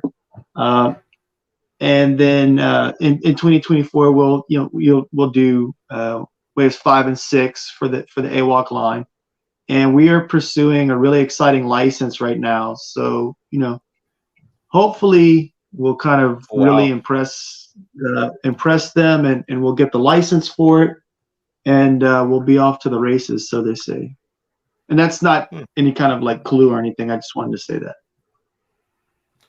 Well, that's exciting, and it is a clue. I think that we're we're looking at bigger and better things for Spero. Thank you so much, Jason, for being here tonight. It's my pleasure. Thanks for having me. It was so wonderful meeting you at PowerCon, and I hope that we'll see you again. Yeah, same. Likewise. Spero Toys will be at a I think it's Legion Con in a few months. I believe it's in November. And you guys can catch Spero Toys at Legion Con and see some of their newest releases. Right here. Travis will also be at Legion Con as well, so you can definitely selling product. He's gonna be there, and I think, I'm not sure Ramen Toy is gonna be there, but apparently Hexastack is doing something with Ramen right now, which is gonna be excellent. Jason, thanks again for being here. What's your website, just in case everybody needs to reach you somehow? So it is SperoToys.com. Monday, we're going to be having our Labor Day sale. It's a one-day sale, so hop on there and get your goodies. Treat yourself. You work too hard not to enjoy yourself. Adam's squirming right now. Adam's like, I'm sorry, Adam. And Jason, you're welcome on my channel anytime you want to talk Animal Warriors of the Kingdom. I know we've touched base. Man, yeah, I'd love to, man. That sounds great. Hopefully, it won't be at 1 o'clock in the morning. No. And Jason, you can have that sounds great anytime you want. I don't have a show, but you can have your figures on my stands anytime you want. That sounds great, man. It's an honor. Love it. That's what she said. All right, guys. Jason, thank you so much. You have a good night, my friend. Thank you. Y'all take it easy. Y'all have a great night. You too. Bye. Night, care. Jason. Indie Toys. Oh my gosh, this has been this has been one heck of a riveting discussion. I got to tell you, there's so many things happening right now in the indie toy scene. I did want to while I still had it up, I did actually want to showcase. I wish I had this up before, but guys, definitely check out SperoToys.com. I mean, they got a huge product line right now. It just keeps growing and growing and growing. They unveiled so many different new figures at PowerCon and new variants as well. They actually have these are the Gladiator wave, isn't that right? If I'm mistaken, guys, right? And of course the comic books themselves. And of course, we have two experts on the comics right here, highly articulated, and of course, Brick Something. If you guys want to get caught up on the lore of Animal Warriors of the Kingdom, you definitely have to check out Brick Something and Highly Articulated on YouTube. These guys are awesome. They're always pushing. They're always pushing Animal Warriors of the Kingdom whoever will listen to them. So it's a lot of fun. These guys are awesome. Thank you guys for that. I did want to also showcase really quickly. Where the hell did it go? I guess I'll just bring it up. Hexastack again, guys, is 6 days ago, and some idiots talking right now. They are 58 backers, and whatever attention we can get on this, guys, please share and comment, and just tell everybody about Hexastack. It's an amazing product, which I think that everyone can actually use some sort of stacking system for their action figures. Definitely check out the video, even though some idiot made it, and just like watch it. Learn more about the system. Travis, what more can you tell us? And you said you were going to show something here tonight. Is there something you wanted to? Yeah. Do you mind if I share one of my screens? Of course, brother. Let's take a look at that. Who's that? Let's see if I can do this. So share screen. You're on mute, and you're on mute. There we go. Am I on mute or am I good? No. No, you're good. You're good. There was a siren going by, and I didn't want anyone to know I was being arrested. But I just threw the belt out the door and said, "You can have it back." So on my screen here, you can see we have the original Hexastack model that we had designed leading up to PowerCon. This is what everything we were marketing based on the feedback, like I said, to make it future proof with the injection molding. I've made some changes here. What you'll see is a larger stand, so much larger. So the distance on it. So these are all going to go by the wayside. And what you're going to have is the larger size here. And I'll adjust my camera so you can see the way these things stack up. Mm-hmm. But I don't have all the magnets in here, but things are a little bit different. But you can see. That blowback? Oh, it is. It's blowback. Nice. Yep, that's blowback from the Valaverse. You can see. Sorry for the moving camera here, guys. Just trying to show it, but you have the same kind of setup here, but it's a larger scale. You'll notice one of the things that's also I'm really excited about is the space that you have for the pegs. So the pegs now are a larger space within the hexagon is much larger than what was previously. This is helping balance them out. You can see the difference in the piece there. None of the cost is going up on these. It's all going to be the same. I've removed the magnets. Instead of having magnets, we use a piece of metal in one of them. But what it'll do is it'll still connect to the unit the same way. These ones just finished today, so I don't have the magnets and metal inserted. But it's also the way I'm using these blocks and such. It's just a more efficient product for the assembly and whatnot. All still working the same. Branded on the bottom with the Hexastack logo and name. But it'll all work exactly the same as what you guys have seen, with the exception that's a larger space, allows for the the figures to stand a little bit more comfortably, and allows a little bit more posability between them. All still interlocks exactly as you guys have become accustomed to with the other models, and whatnot, and allows also no longer having to worry about the polarities of the sides. All these sides are going to connect together the way you would expect them to. So yeah, this is the newer model. And then one of the other things is, obviously, with a bigger stand comes more space. So you have a much larger capacity for storage. As you can see in one of the older, this is a broken model, but you can see the space that was there is significantly larger now for storage. So even more accessories will go in your accessory unit. So that's that. Huh. Interesting. Cool. Jay, I think you're muted, or at least I can't hear you. I'm always muted. It's just a common problem. Guys, thank you so much. Travis, thank you so much for that. Thank you, Silver K, for the link. Back to stack. Thank you. Kickstarter.com/project/hexastack. We got to work on that, Travis.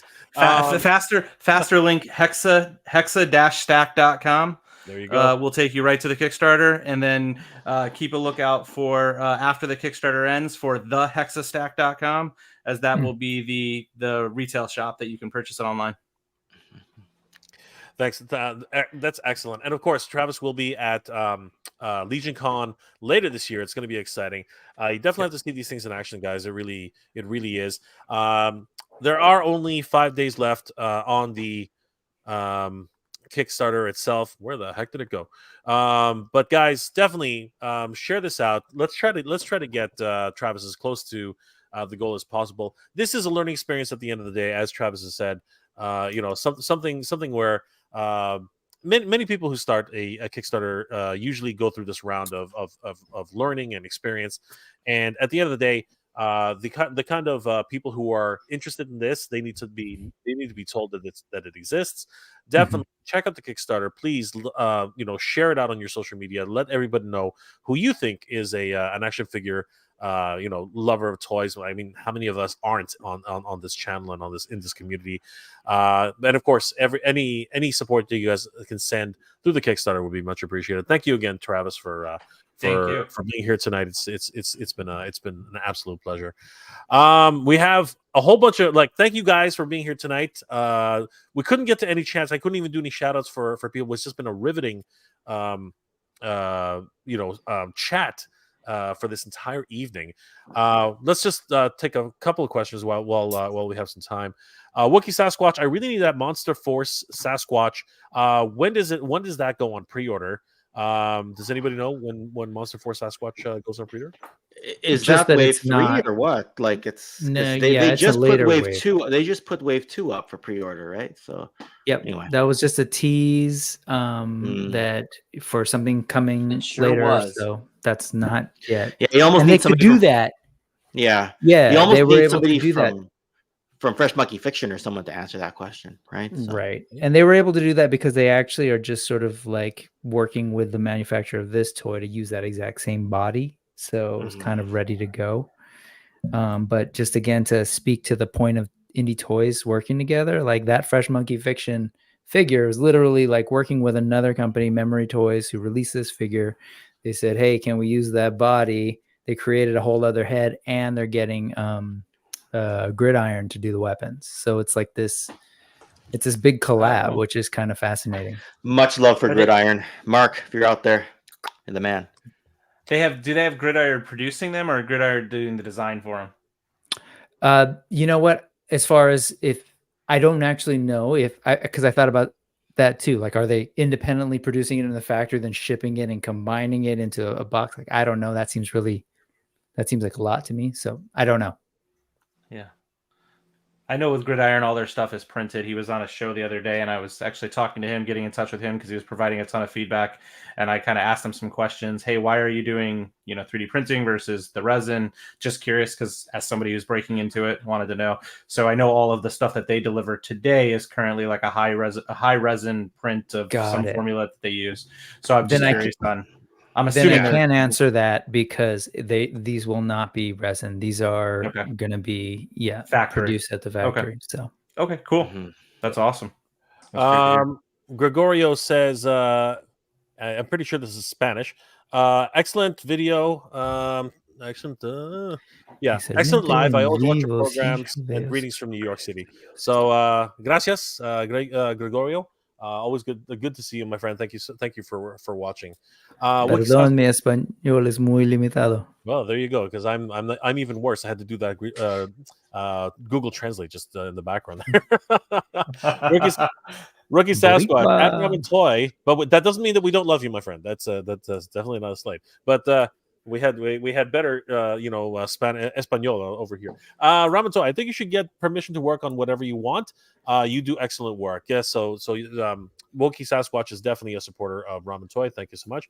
Justin Mohan, this is a really great live stream and great topic with amazing guests. Thank you so much, Justin. You're pretty cool yourself, my friend.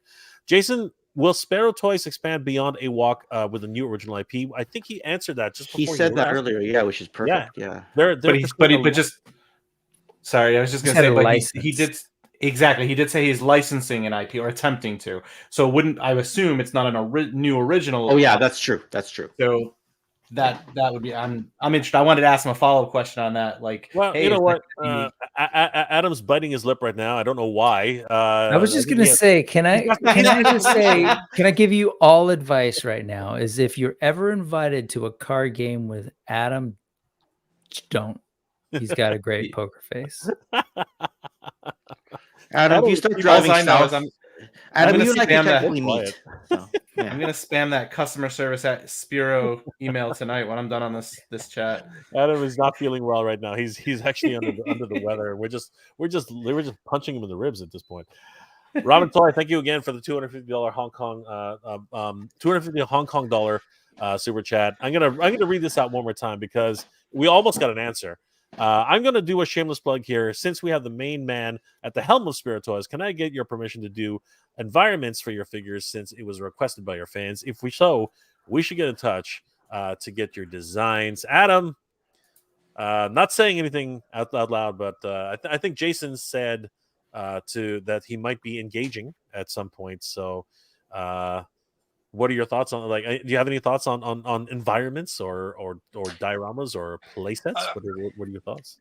I mean, I can only speak to the conversations that I've had with Jason as a fan, and I've said, play sets or something will be cool. And he's, just to echo what he said, it's just not really on his radar. There's so many figures that he wants to do that's kind of the lane that he's looking to stay in. And as he said, people keep saying like, oh, there should be a cartoon, there should be a movie, blah, blah. I mean, that's the goal. I don't think he's sort of making that a secret. Like he would love that. Right. Brick and I talk about, the other IPs that sort of influence AWOC or the influences that we see in AWOC. Jason's not trying to cover any of those up. He's not trying to say that this is like an IP that just came to him in a vision, like this is an amalgamation of all the things that, all of us are passionate about, right? It's Motu, it's Thundercats, it's, whatever, you pick your thing, because Brick and I, listed off, a whole laundry list of things that sort of influenced the AWOC IP. And he would love to do, a cartoon. He would love for there to be a video game. He would love for there to be like another line that's just like a kid's line. You know what I mean? Like, yeah, he's doing 6-inch highly articulated action figures, but you could also have, the less articulated ones that are lower price points, so on and so forth. But all that comes in time, right? He's not trying to run before he walks. Vehicles came up too in conversation, and it's the same thing. It's like, look, if the market is there, if the customer base is there, then it's something that they would look into. But it's a totally different, it's a totally different beast once you start getting into things that aren't just action figures. It's funny that like right off the jump, people are asking for that. It speaks to like how excited people are about this world, right? you know, you look at other IPs, you look at other toy lines that have been around for a while. I mean, Mythic Legions has been around for a while. They don't have any play sets. They don't have, you know, they're doing the same thing, right? Like they're just sort of staying in their lane, doing what they do best. We'll probably get a dragon at some point. But, you know, play sets are kind of one of those things where, like, you know, you're never gonna make enough play sets for the people that want them, and you're gonna struggle. Oh man, Jason's sending me pictures right now. Oh, that's not fair. That's not fair. I'm so disappointed. Hope they're in you. better How you than gonna the ones I say got that? from Ken Is he today. watching this and sending you photos? I don't know. That's just so Maybe. wrong. Oh man. The felon. Oh my god! You're bullshitting us. Stop it. No, I'm not. I'm Oh, not for at all. He just sent me. This he talked happens a about lot, the guys. special Oh. figure, and I knew he was working on something, and he sent me the pictures of the special figure. Man, if people pass on Tanger, no one's passing on this thing. Oh my god! Is it what we can see in the mirror behind you? Is that what it is? That's reflecting You're, off the mirror. you know, if I was in Ken's space, it Yeah. might have reflected, but I don't have anything reflective. that's what And gave me not the by idea. accident either. Fellow attorney final attorney Oregon IRL. Thank you for the $5 super chat, my friend. You're awesome. Sorry for letting the membership lapse. Got a new. Okay, that's not what I was expecting. Dude, you don't have to like. Wow, why would you draw attention to that? Why would you draw attention? Thank you, but don't worry about that. Jeez, wait. The first of the month, Jay, a lot of Patreons and channel memberships get reset. Like people drop out. I love Yeah, you guys. I know it happens to me every month. All of a sudden, I drop 2 or 3 patrons, and then they're back like 4 days later. You know what? Here's the thing. It doesn't bother me at all. Thank you guys so much for the support, regardless of whether it renews, it auto renews, whatever. I know for a fact that channel memberships, they sort of like they come and go all the time, right? It's fine. It's fine. What I also appreciate- love, Jay, is that he did that in a super chat. So I I'm know. just like, this It's like what? Just to like Hey, make really sure draw- you pull up the comment that I lapsed on my. Yeah, I love it, membership. felon attorney. That's so crazy, amazing. right? It's So like, it's such a courteous thing to say, though. It is, and you know what? Very courteous. The community is so giving and so generous. You guys are That shows the type of community that's been built yeah, around here. 100%. Yeah, Thank you guys. it makes Thank me you a guys. little nervous, though. It makes me wonder if, like, Mega J is the type of person who's going to break fingers or something that I got to apologize within moments of being I'm just kidding. I'm just kidding. We know that's not the case. I'm gonna You're grab- boxed there, Jack. I'm gonna grab Tanger's big mallet and just start whacking hands. Yeah, some of us completely fell asleep at the wheel when Tanger went up for pre-order. Just so you know, Oh my right? So gosh. I No, wanted to real quick, Jay. You Yeah. were saying that we almost got an answer. I think my understanding is that we did get an answer around that Ramen Toys question for Spero, and that I think Ramen Toy Ace definitely. If you didn't catch that, just hit up Jason and have a conversation, because I think before Adam got distracted by his phone. Yeah, what was I it's kind of saying? what I I was can't even saying. remember It's what I anymore. was saying I'm earlier. still looking is- at the pictures. what I was saying earlier is that, and I think Jason was saying the same thing. He's like, I'm busy making figures.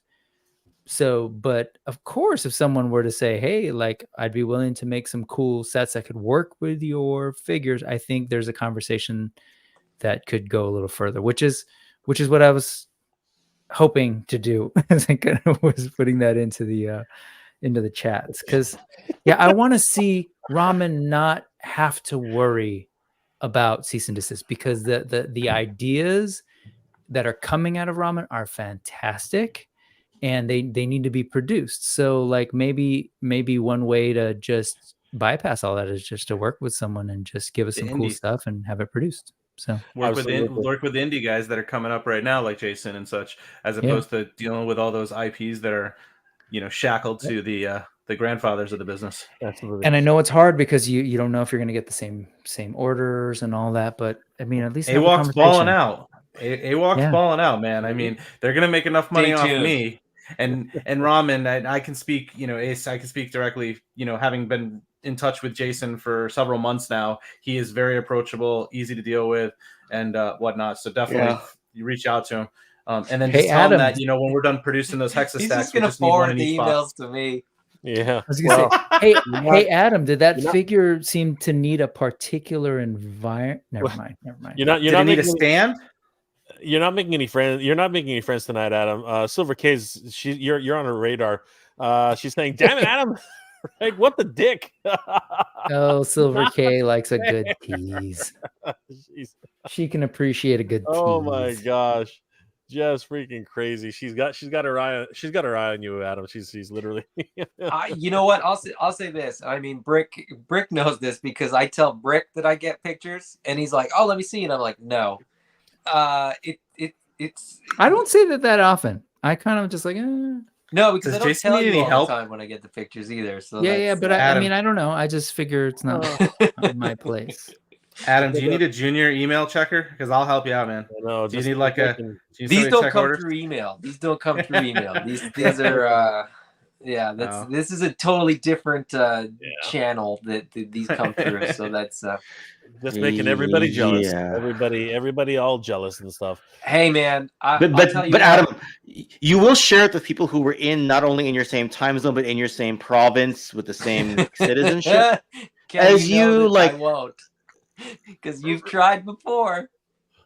You just give me your login information. I don't need to say it was, and the login will be like you were logged in from like, a few hours away. It was like you were on a little road trip. I'll say this. Where normally con exclusives or like special edition figures or whatever are kind of like repaints or kind of an amalgamation of things that we've seen before. This is not one of those. This is if you thought Thane's hammer banged you over the head hard, this thing is on another level. Oh, it better be an app. It's awesome, man. That's all I'm saying. Poker face, man. That's messed up. Crazy. Blink twice if it's sharp. Sharp? An axe, like a battle axe of some sort. I'm just giving you a hard time. Full figure. I'm looking at the full figure. That's crazy. Ramen Toy says those hexa stacks will look so much better with actual injection molding pieces versus 3D. And of course, we know now that Ramen had an inside spec on that because he even said hexa stacks, unless I'm mistaken, can also go be Mark II version with bigger to accommodate bigger subjects, which is exactly what we saw tonight. So Ramen, we know what you're up to. You and hexa stacks. So thank you for that. Justin Mohan says hexa stack is what the toy community needs for sure. Well, you know what, Justin, thank you for that. And check out the Kickstarter if you haven't already. Wookie Sasquatch, how do you find a toy company or whatever to do the actual production or something made of plastic or whatever to get a quote for the cost involved to be able to plan your Kickstarter? You had a name drop tonight, but the reality, Wookie Sasquatch, is you got to do your research, and that's what it ends up being. There's a lot of reputable and not so reputable reps out there. I hate to say it that way, but that's actually true. There's not as many reputable ones as people think. Ken can attest to that.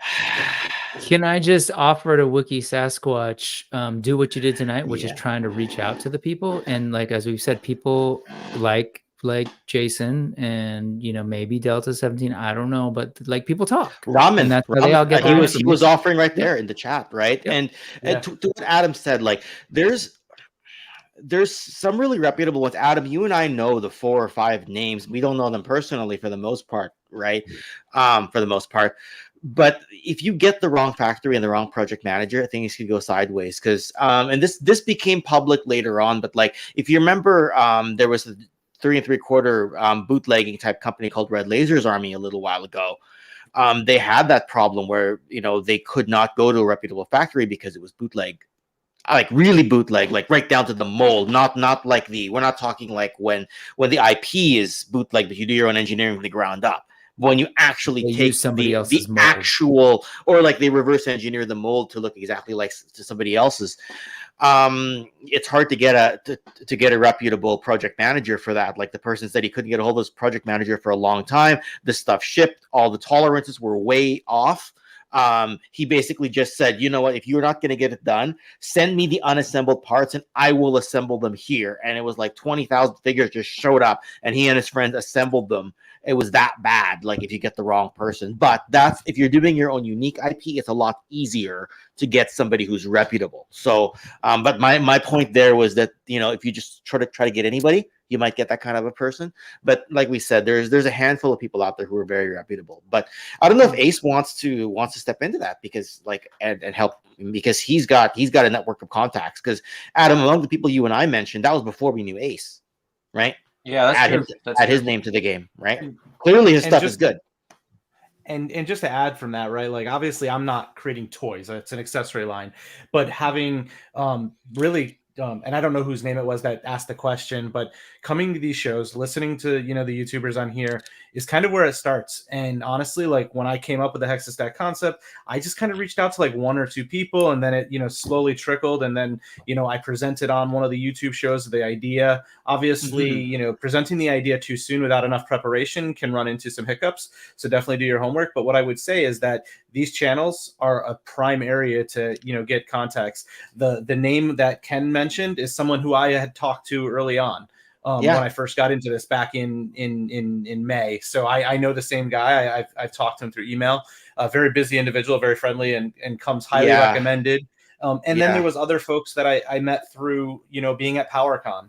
I had, you know, some of those, and then, you know, I had a number of, you know, factories reach out to me in preparation to PowerCon, wanting to meet while we were there so that they could discuss, you know, potential, you know, factory, you know, builds. So, you know, it's a good opportunity just being in the community. You know, one of the things that I think I did, which helped me get the support of so many of the awesome people that have had me on the shows, is really, the last year and a half, I've been in the community. I've been chatting, I've been asking questions, you know, championing and supporting everything that I enjoy.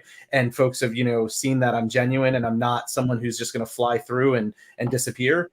And that, you know, people are willing to share a little information as you get to know them. So, you know, unlike Adam, who's up there staring at pictures that we are all being envious of, and, you know, people do share information. It's a wonderful community. Yeah, I don't know what it is about tonight, but like 5 minutes after Adam said what he saw, Steve just messaged me an idea for Wave 2 on Delta 17. I don't know if you heard the ping. Did you hear the ping? You just want to look cool. It's so funny. You want to look cool like I. You are daring me to share what he just shared. I had to close that tab. You guys are... I'll show you yours if you show me mine. Oh! I'll show you mine. Whatever, like however it works. I'll show you mine if you show me yours. Whatever the words are. Double dog dare you. I double, triple dog.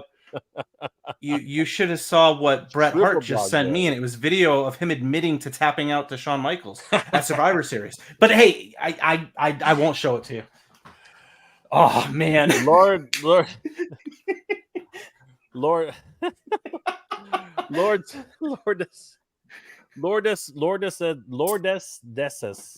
Am I reading that right? Lordess. I don't know, but that's awesome. Look, Teach me how to do that. Lordess Lordess. Somebody read that. Somebody else read that. Lordess. Lordess. You don't want me to try. That's really cool. That's really cool. Lordess. Late to the party. This Lord. Oh, Lordess. No, Lord. I can't even. I think it's Lordess. And so anyway, Lord. Dude, you're awesome. Late to the party. This may have already been covered, but I was wondering if any of you are working on any indie figures in the pro wrestling line. Ken? Isn't there somebody doing that right now? They're making like Kerry Von Erich, Magnum TA. What's the name of the company again? You look up I think it's Pro Wrestling Town or something like that. Matt Cardona's been showing stuff. That's right. They're making a Stan Hansen. They all like there's a wave of 6 figures coming out that will scale with your Mattel Classics. If you just look up like indie company Stan Hansen scales with Mattel Classics, you know, Kerry Von Erich. Powertown Wrestling. That's the one. Yeah. And I can't say anything about them. I haven't purchased them. I haven't seen them in hand. I just know that they're out there. Yeah, that's who I was for them. You know, I don't know them, but I was tempted by a few figures, right? So you know who the wrestling they have like a Matt Cardona coming. You know how the wrestling freaks are in this chat for sure. I mean, like, I could talk wrestling all day, but people drop off. So, apparently, so. You know, So, You know, Travis and I can go for a while. Let's open Lawrence from. all right, Maybe that's an angle that I need to pitch to Jason though, like a wave of like tribute figures to like pro wrestlers. You mean like the in He-Man type animal stuff? forms? Gladiator Wave's already there. I was gonna He's say halfway there. That's what I thought. He's Gladiator halfway there Pale with looks so good. Like ridiculously good. I was like, oh my god! Like I don't normally like getting two of the same character so early in a line, but when I saw Pale, I was like, but this fits, and it's the main character, and Atreyu's like the secondary lead. So because it's like it's the works. wrestling wave. I wondered what it was I liked go. about it. You know, There you I go. wonder if it could do a sharpshooter. all right, Adam. No, here's but the- they're good at tapping. Don't make me Adam, switch in music over there. Adam, here's a question that's close to home. I'm surprised about this, but I guess you can answer this question maybe. Hal Jordan asks, does Spero site ship to Canada? I answered it in the chat. Oh, It you did? Okay, does, but in my opinion, and I love Jason, but I also love Mike from eCollectibles. You Mike. probably get it a little bit quicker and probably the same price just ordering it from ecollectibles.ca. Well, does Mike still have free shipping over 125 Canadian? Yeah, So then you're probably good there, right? yeah, exactly. So, All yeah. right, perfect. The shipping and duties is what kind of kills it, but Yeah.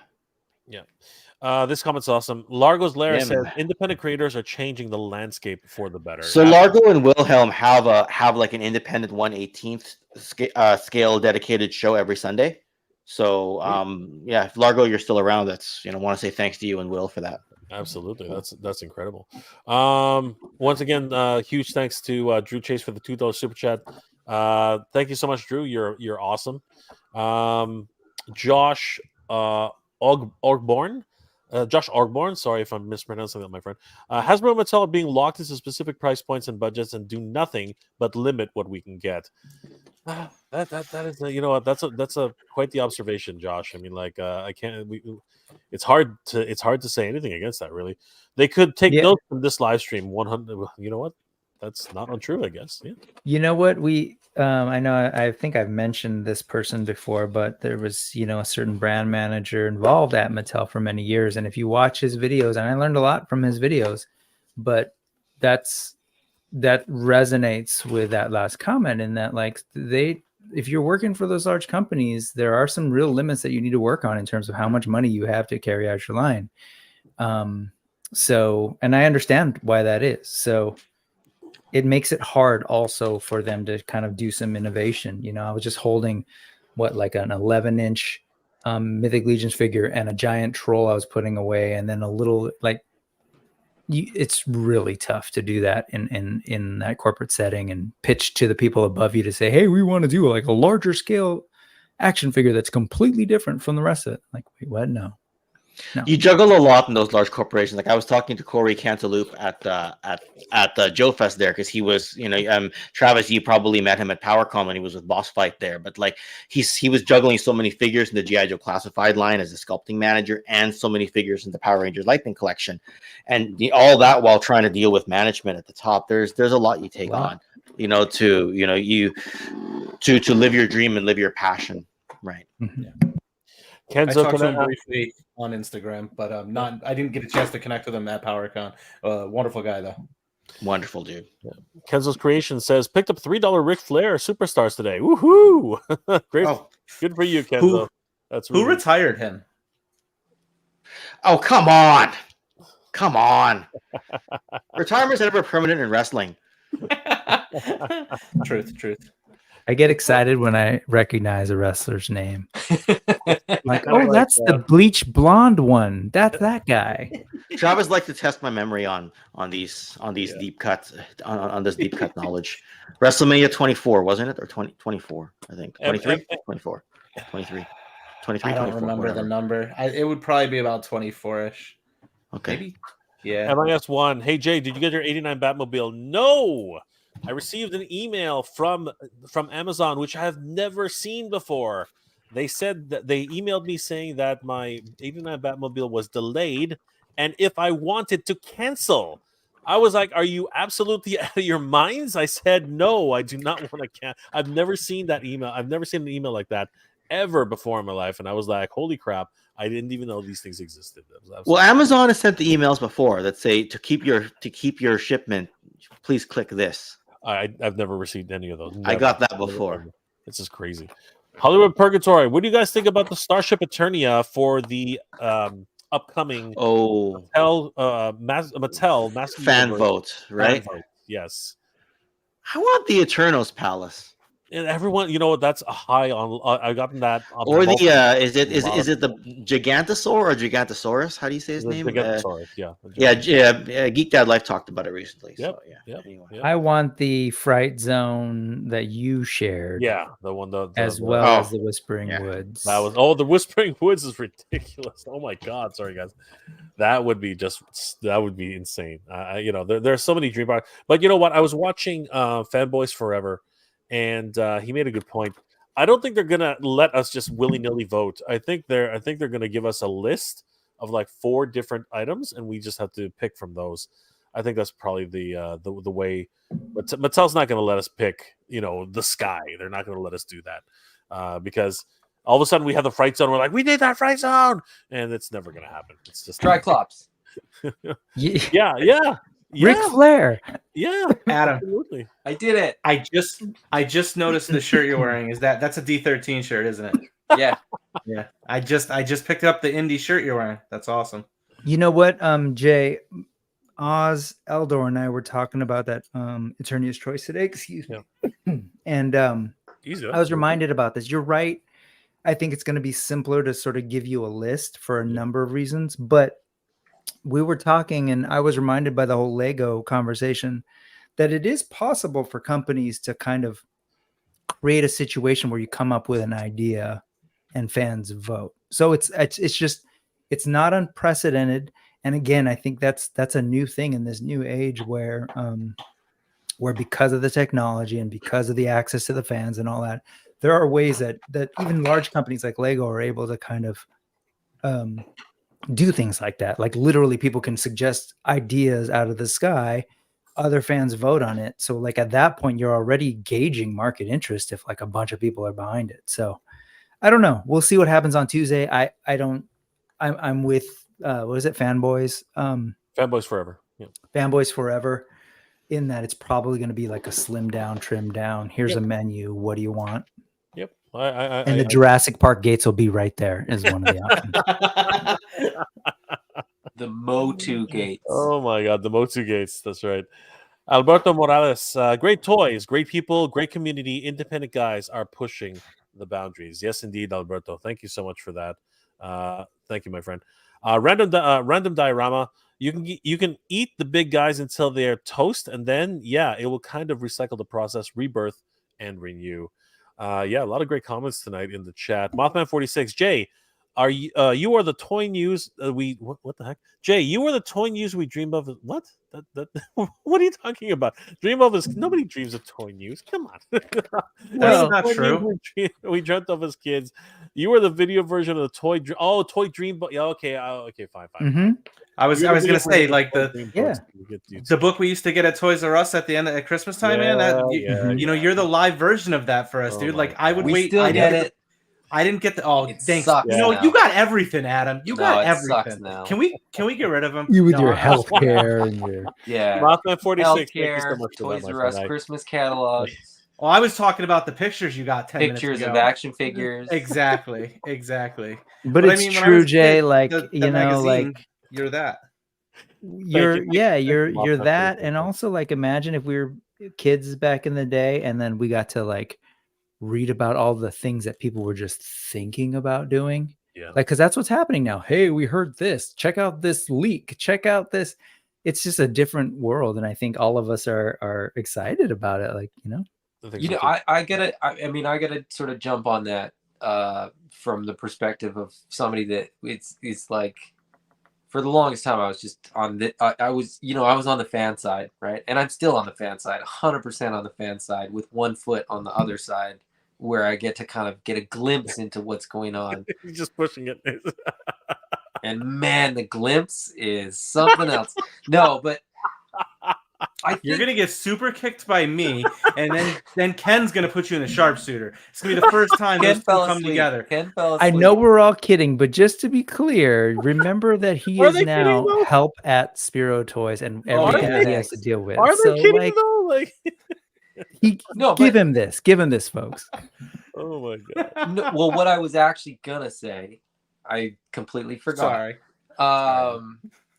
Brick, what was the last thing you said? Because that's what We're makes talking about being the catalog and then hearing now, oh, there's Like these. one Oh, yeah, foot in yeah, the yeah, door, yeah, one yeah. foot out the door. the expedited process, right? Between when we hear about a thing, when we pre-order a thing, when it gets delivered, so on and so forth. When we were kids, it was like, you'd see it on a peg and you'd either get it or you wouldn't. But that was the process, right?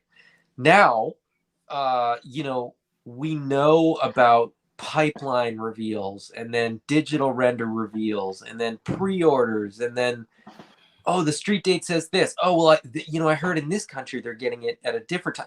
Like, it's kind of spoiled the whole process, right? Like, because now everything has to be right away and everything has to be like.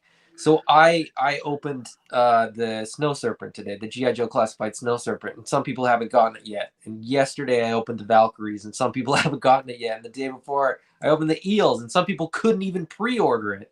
I think somebody in the comments said that they got an Amazon email that said they got theirs canceled. Like, and the weird thing is, like, we get so hung up on the latest toy, right?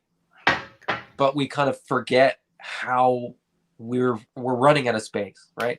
We're all in that boat where we're all like, well, if I had more space, I could probably get, into this line, or I could get whatever. Jay can't even sit on his couch because it's covered in toys. Like, so people are hung up on like, oh, what about the toy I'm going to get tomorrow? But we like, turn around and look at the shelf. You know what I mean? Like, there's so many good toys, and we kind of like lose track of how many good toys we have and how many are already out. And what I mean to say by all of this is, if you're missing an Animal Warriors of the Kingdom figure, it's coming. Just hold on. It'll get there. Just and order it on Monday, right? Look, I mean, this is 2 hours in or 2.5 hours into the stream or whatever. I'm happy to say this. Spero Toys is like Jason. That's the company. I answer the emails. I forward the emails to like Jason in an Excel spreadsheet, basically. And then he and another guy in the warehouse like pull and pack the orders. I think people have an idea that it's Hasbro Pulse and that there's a warehouse full of people. Because admittedly, I say warehouse, and what I mean is a storage locker full of action figures that Jason goes to and pulls the orders. Like, it's indie toy companies don't work the same way as the Can big I just guys add do. to that, Adam? It's the storage locker. So people think, oh yeah, they've got like a whole wing. Like, no, next door is your grandma's old crap. Yeah. Then somebody else's grandma's next to it.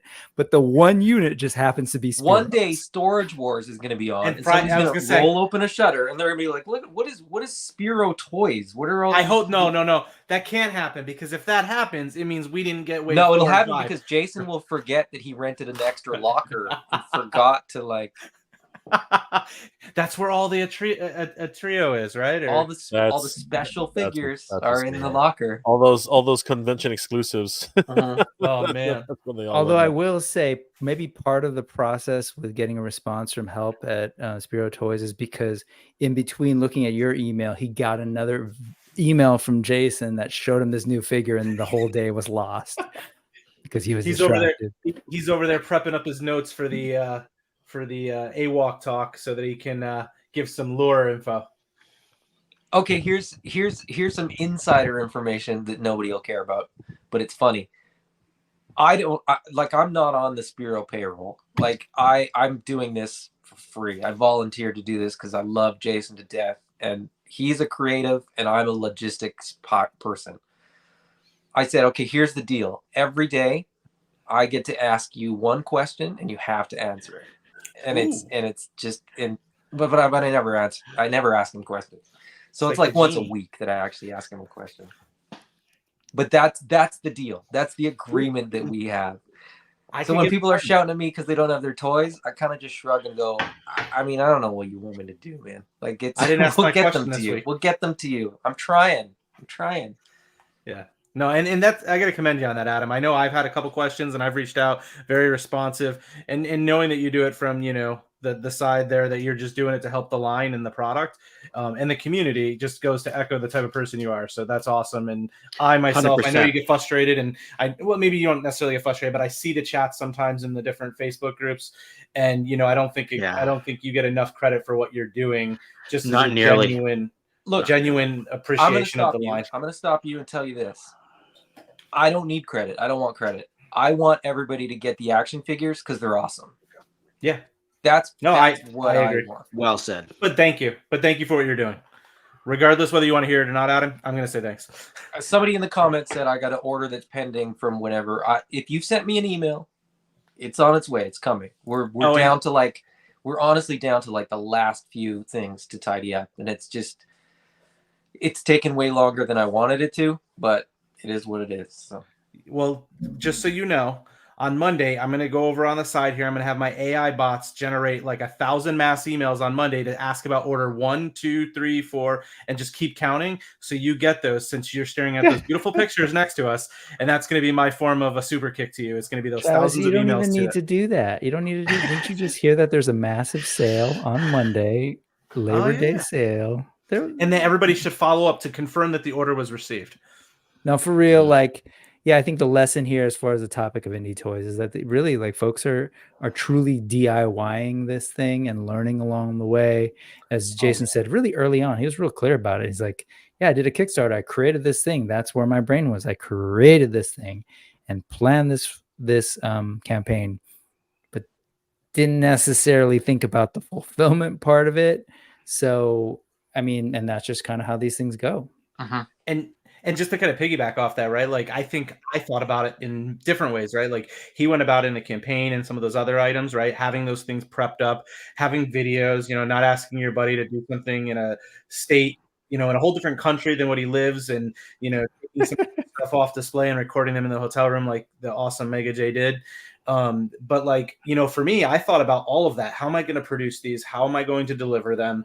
How can I, you know, and I being systematic and analytical as my day job, I've already got everything on the back end systematically lined up so that I can do that with ease and not running into the issues there, or hopefully not run into any issues. But obviously my presentation on the Kickstarter definitely suffered, right? Because I didn't have those ducks in a row. So there's so much to learn. So for those that are asking about how do I get this to get to a Kickstarter, there's so much to it. My recommendation would be to hold some things closer to your chest. Don't necessarily come out screaming at the rooftop like I did, ready to run before you learned how to crawl. Because if I had taken my time a little bit more, I think I would have been able to prepare a little bit better. So I think that's one thing that folks definitely look at me as an example and know. And again, I'm not delivering a toy, I'm delivering an accessory line. So it's a different beast altogether, but it still kind of follows the same concept, right? Like prep and set up and then go. But like you've said, no matter what happens, it's not going to go anywhere, right? Like, we're coming. Whether this funds, whether it doesn't, you will find a way. Kayla? And what did Kayla Silva do? No, I want Kayla to pick up Travis's comment. What's that? Never mind. Oh, was it just his? I thought you were talking about Ken's. Whether it comes or not, it'll fund. Oh, that's what she said? Travis, your reply was it I'm coming or it's coming? We're coming? You guys. All right. We're all losing our collective minds here. Sorry, Jay. Sorry. It's only 3:30 night stream. Like we're still talking about indie toys. Like, what the hell are we doing here? You guys are fucking crazy. I blame Michael Scott for all of that. Oh, guys, please support the I'm wearing Dunder Mifflin socks. That's what they said. Apparently, Silver Kit has rubbed off on all of us, and that's what she said. I can't with believe an exclamation point on rub. That's all what they said. This is an episode of Mad. It's Mega J After Dark. Mega J After Dark. Guys, definitely please support Hexastack on Kickstarter. Whether this goes through or not, it was a learning experience for Travis, and you know what? I think we can take a lot of lessons from this. It's always difficult for independent creators to get a foothold on anything, and I applaud the efforts of all those who have attempted this. As we know, Spero Toys failed the first time, so he bounced back. He came back, and look at where they are now. Very, very, very, very excited for the next toy line. Delta 17 is not doing a Kickstarter. They are going on their own. But I got to tell you, the line is exciting. You can check out the website, which another moron did by himself, and basically. Don't criticize that idiot too hard. He worked very hard on that one. Yeah, we're gonna hire that idiot to help us with the comic as well. So which was gonna be great. I'm looking very. He's really looking forward to reading those comics. So it's gonna be a lot of fun. Guys, in all seriousness, though, I really want to thank all my special guests who have been here tonight. You guys are freaking amazing. Thank you guys so much for being here. Travis, you want to give us one last shot? And brother, I'm doing my best here, bro. No, dude. Let me first thank everyone. Thank everyone in this stream. I'm sure everyone here has liked or shared, things. Jay, you have been a huge advocate for Hexastack. Oh crap! I just lost my mic. We can hear you. Sorry. You're here. We can hear you. You okay, Travis? Sorry. Yeah, I'm good. I can hear everybody now. Sorry. So first, I want to say thank you, Jay, for what you've done. Hexastack is my little brainchild that I've come up with. We're 5 months in now since I came up with it. Did the Kickstarter. Got 6 days to go. Love to see it fund. If it doesn't fund, I'm still going to produce these. I've got the printers already in place. I've already gone through and I actually just reconfigured the basement. So I've got the mini factory in house to produce these all in high quality resin prints. The new model is ready to go. So I'm already printing those off as of today and tomorrow. So I'll be filling those and getting those, ready for production and delivery for those that do back this and decide to follow forward, whether it backs or not. So, please go ahead and give it a pledge if it's something you're interested in. And if it's something that you don't feel comfortable pledging, rather purchase directly, I'll see you on the other side of September 8th, regardless. And, give some time. We'll be into injection molding. As I already mentioned, I'm working with Ramen Toys. So reputable known vendor, manufacturer. So we're coming, to fruition, sooner or later. It's not if, it's when. So thank you for your support across the board. I really appreciate it. Nice. Jay, you're on mute, buddy. I said apparently Travis is coming all over the place.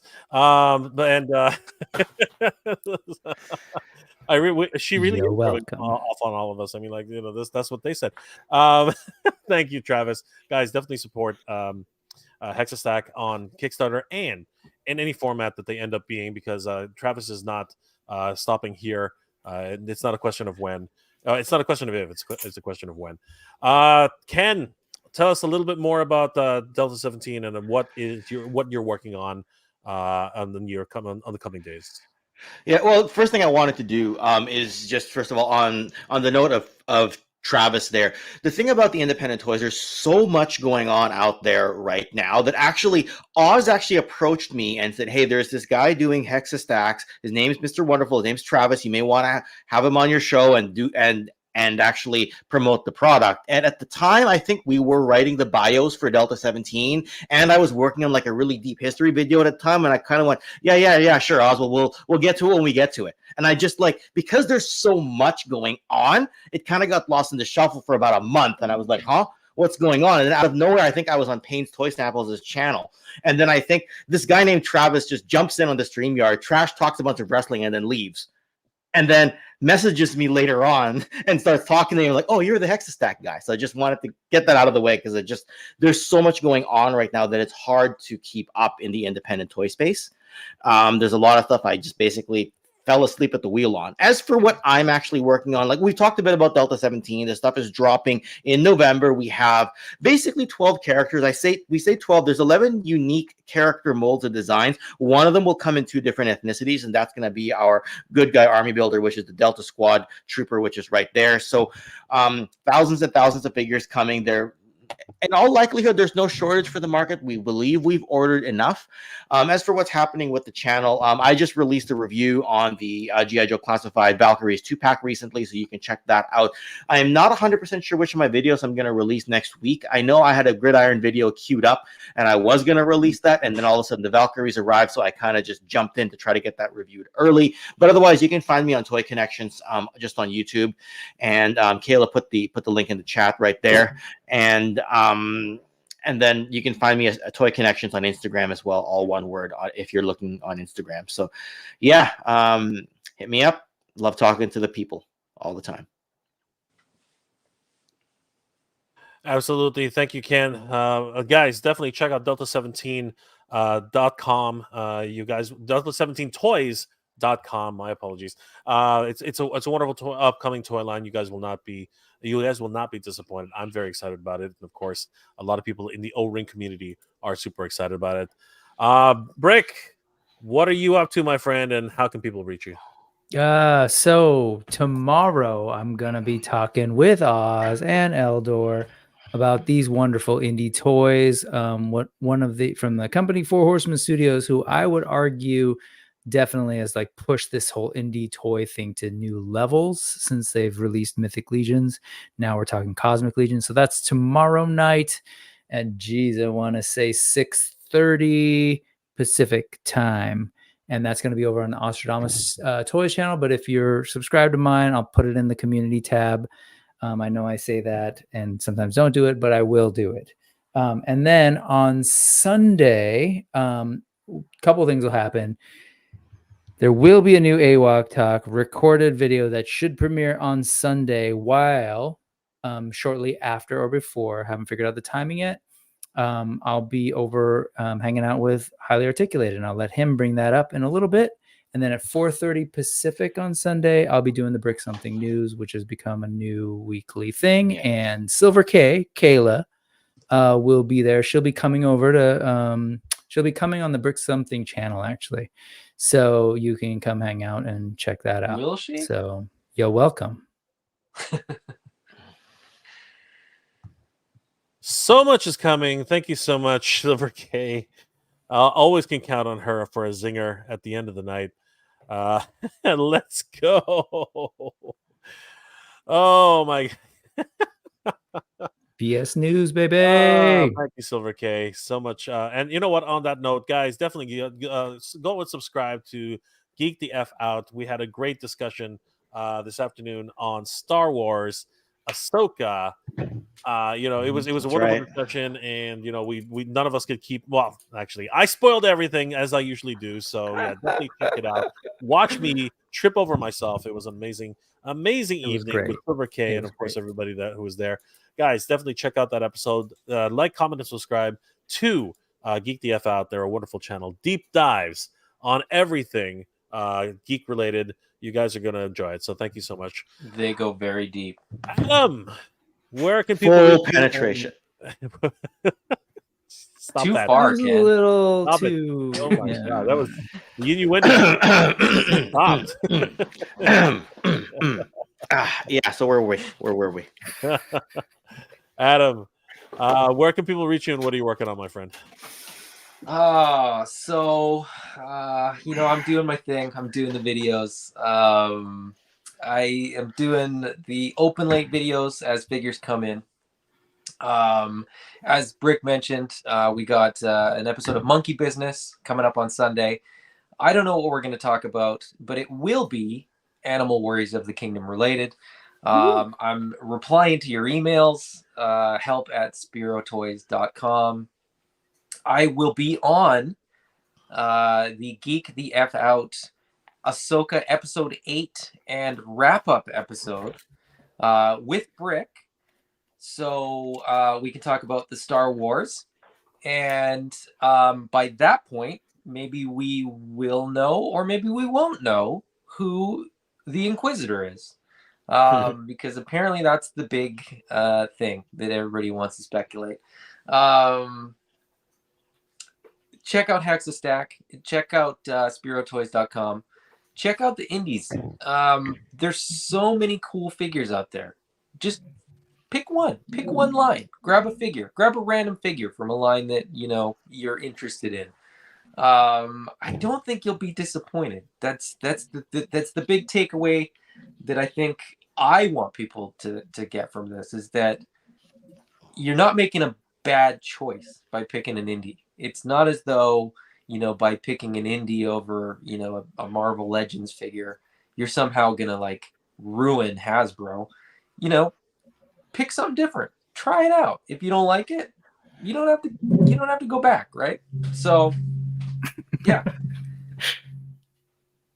Check out the small channels too. Check out the, this is another thing. I mean, we're talking about toy lines, but I've got a small channel. There's a lot of really great small channels out there that just need some eyeballs, right?